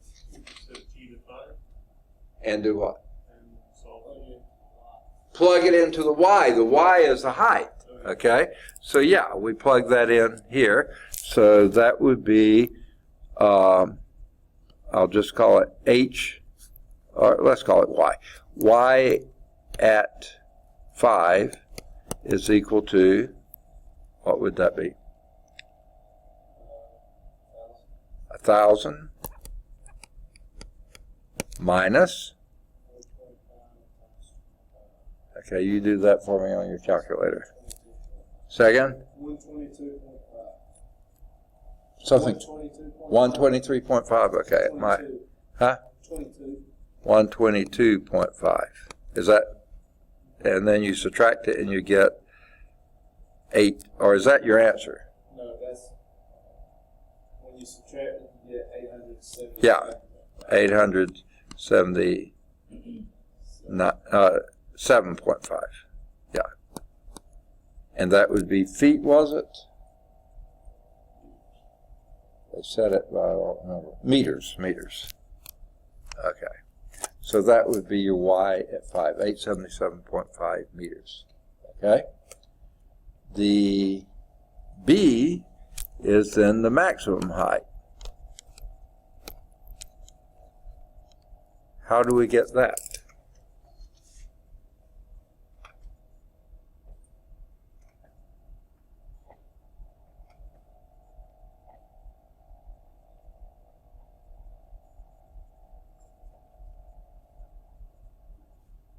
How do we get maximum height? Y'all remember your good old max min problems? Velocity equals Okay, yeah, that's true.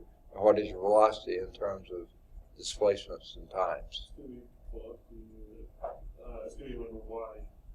It's what? It's gonna be when the y velocity is 0, so we're gonna have to take the derivative. Yes, take a derivative. In the calculus class, always a good thing to try, okay? So let's take a derivative, but of y, because that's what we're looking for, max height. So that's going to be where y prime of t is equal to 0. What is your y prime of t? Say again, 200? Did I hear that? I thought I did. Minus, 4.92. isn't that 9.8? 9.8t? Yeah. Okay. And you set that equal to 0. And what would that give you?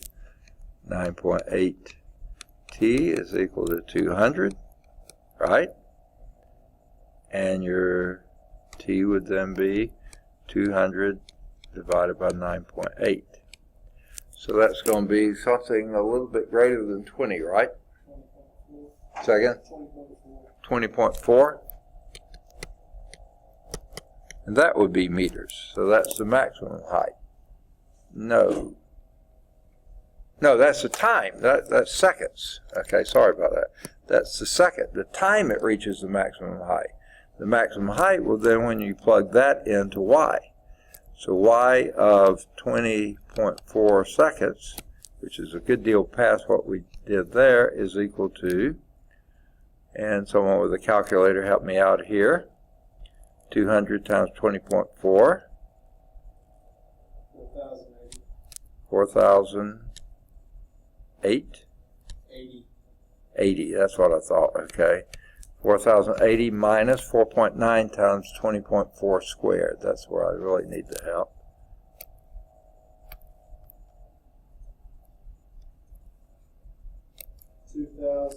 Okay, wait. Okay, is that the 4.9 squared? Huh? That's the 4.9 squared times c squared. Okay, I'll say it again. 2,039. 2,039. 39. Yes, sir. Okay. We'll leave it like that. Okay. 0.18. Okay. And when you subtract that, what do you get? 2,040.816. Okay. 816. Let's just call it 41. Yeah. Okay. And that would be meters. Okay. Let's see what they got at 20 at 2,000. Yeah, approximately 2,041 meters. Okay. Very good. Now, let's consider parametrizing a line. Just a simple little line. That shouldn't, you would think, be too bad, should it? Well, let's see. What if you have some point out there, P, A, B, okay? X coordinate A, Y coordinate B. The slope of this line is M, and you want to, this line through that point with that slope, parameterized to be x is equal to a plus rt, y is equal to b plus st. Now, I want you to tell me what you notice about those two equations, those two parametric equations. They're both, what's the x coordinate for your parameter? 1. They're both linear equations. You're parameterizing a line. Both your x and your y have to be linear equations. Okay? All right, so that's 1. The point here, AB, must be, why not? Choose it when t is equal to 0, so you'll have A and B. You're guaranteed at that point, you're at that point AB. When t is equal to 0, you're at the point AB. Now you're going to let t be anything positive or negative, so it can go from there. Now that would be for any R and S. Any R and S, of course, as long as R is not equal to 0, and we'll see why that is in the very next thing, such that M is equal to S over R. Well, if you think about it, this is sort of like your rise, right? The S is your rise, the R is your run. And you don't want a run of 0, so that's why you leave that off. So your M is going to be this S divided by the R, rise over run. Okay? Now, that's if you had a point and a slope. What if, on the other hand, you just had 2 points? One was AB, and the other was the point Q, CD. What is its parameterization? Okay? Parameterization. I always put a "er" in there when I should. Okay? Well, again, you want the point AB to be on that parameterization. So x equal A plus something to do with t, b. So when t is equal to 0, you are at the point AB. But now, if you think of S as being the rise and R as being the run, okay, then your rise here would be D minus B, and your run would be C minus A. Okay? Now that's looking okay so far, but let's do one other thing. Let's make sure that that point CD is on this curve. Okay? They tell us here that's when that Q is when t is equal to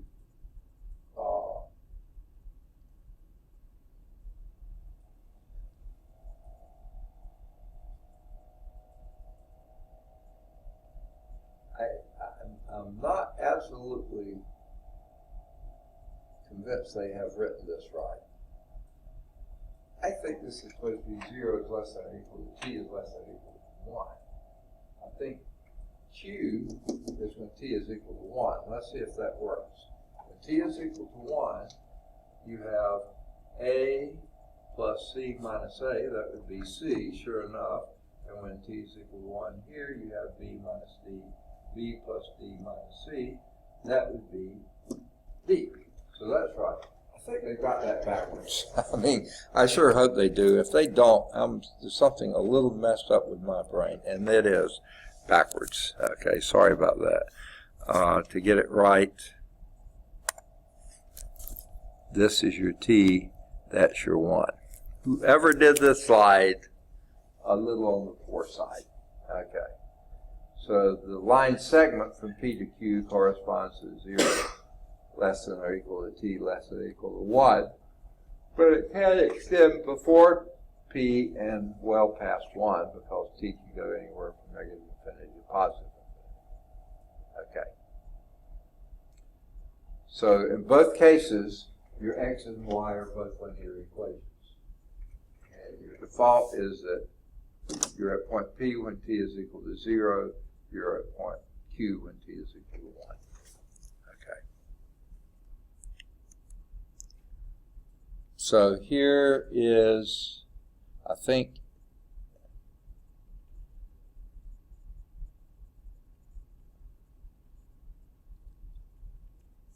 this is part of the proof, at least for the A part. But let me see and make sure on that. I don't ever see where they refer to the figure here. I know it must be, oh, there it is, figure 5, yeah. That's part of the proof. All right. So let's move on to example 4, the parameterization of a line. Find the parametric equations for the line through the point P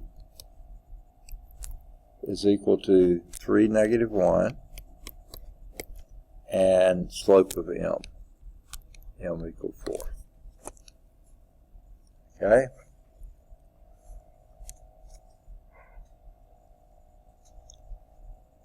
Now,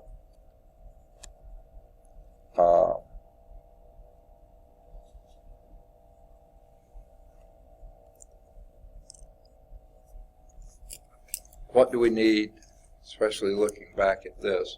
If we have point and slope, what do we need?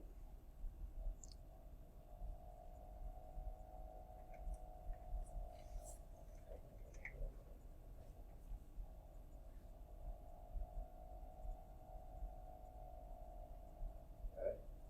First, by giving us the point P, we know our A and B. So that we know. T is going to be our parameter, so it doesn't matter, that's just a variable. What we need here is an R and an S. What has to be true about that R and S?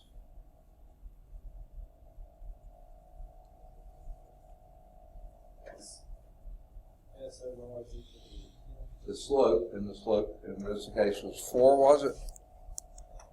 Yeah, slope was 4. So we know that our A here, 3, our B here is -1. Our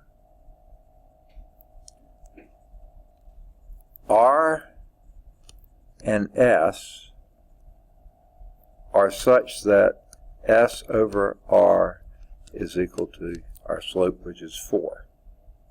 Okay? So, since R is in the denominator, let's choose it just to be 1. And S would then have to be 4. Right? That's the simplest way I can make this. You could put R is equal to 13, and then S would have to be 4 times 13. But why do that? You know, keep it as simple as you can, and that's what you get. So now you do your formula. What did it ask for? Parametric equation? Yeah, for the line. So what would be your X? That is an A there. It looks like a C, but that's an A.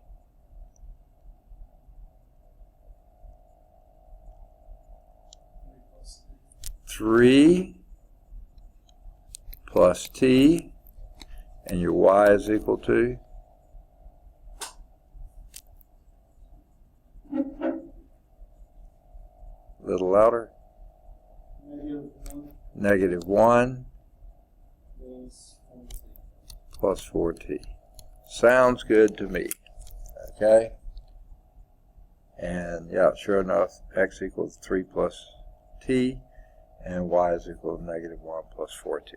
Now, there's an infinite number of ways you can parameterize that, okay? I definitely would like to stick with the AB where it is, but you could use any R and S as long as your R, your S is equal to 4 times your R, okay? So whatever you choose the R to be here, 4 times that is going to be there. Could go up or back and pick any other point to be your starting point, and you have those to change your A and B. Why go to all that effort when they've given it to you? Okay.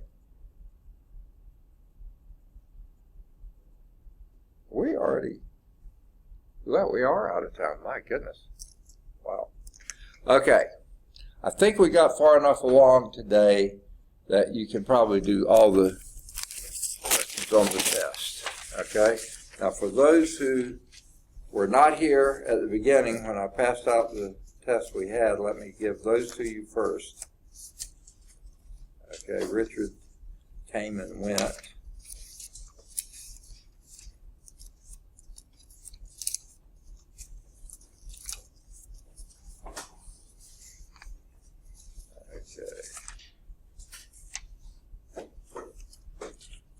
Where is? I've already passed. I think I've already passed out all the test tubes. Has anyone turned in a test tube before today? You didn't get one back. Oh, you did. Okay, I know. Let me find it. I know it's in here because I saw it earlier. Here we go. Jackets. Here we go. Test 1.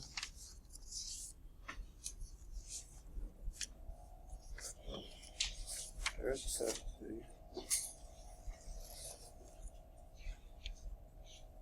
I called your name today when I was going through it. There's test 1.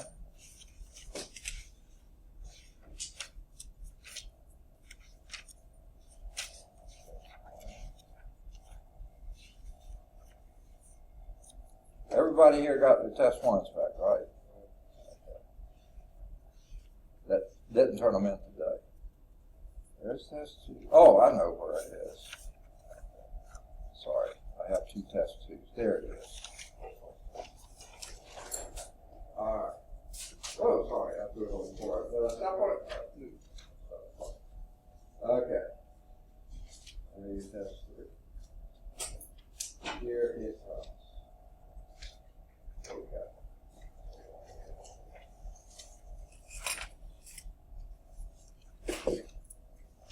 All right.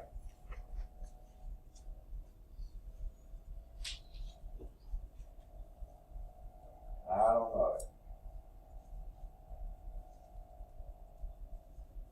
Maybe not. Okay, 1 through 8, I know you can do. Okay? What I'll do is 9 and 10 will be bonus. If you get them right, you get extra credit. If you miss them or leave them blank, it doesn't cost you a thing. Okay? We just didn't get far enough on it yet. But the book's done. All right, good deal. Sorry about. Oh, one other thing. I meant to say this before when everybody was here. They were here, and I forgot to say. Have you done your student course evaluations yet? Yes. How long did it take? Not long at all. What? 5 minutes or less? Okay. Please do your student course evaluation. It doesn't take long. We really value those. Please do the student course evaluation. All right. Good deal. Oh, paper. And if you haven't turned in your paper yet, get it in today. You don't lose points. Get it in tomorrow or later. You're losing points, but you still grade it. I didn't have my name You did put your name on on test 2. on test 2. Well,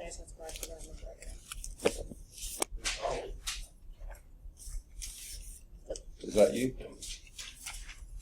I think that might be a little bit I hard. probably would have figured it out by elimination, but thank you for remembering that now. Today's the 31st, last day of July. What's that? I just put all last name. Okay.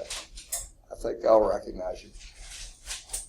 I've only got 2 females in the class, and Yeah, I thought about putting this section number and I realized, wait a minute, we're the only section. Right. So, good deal.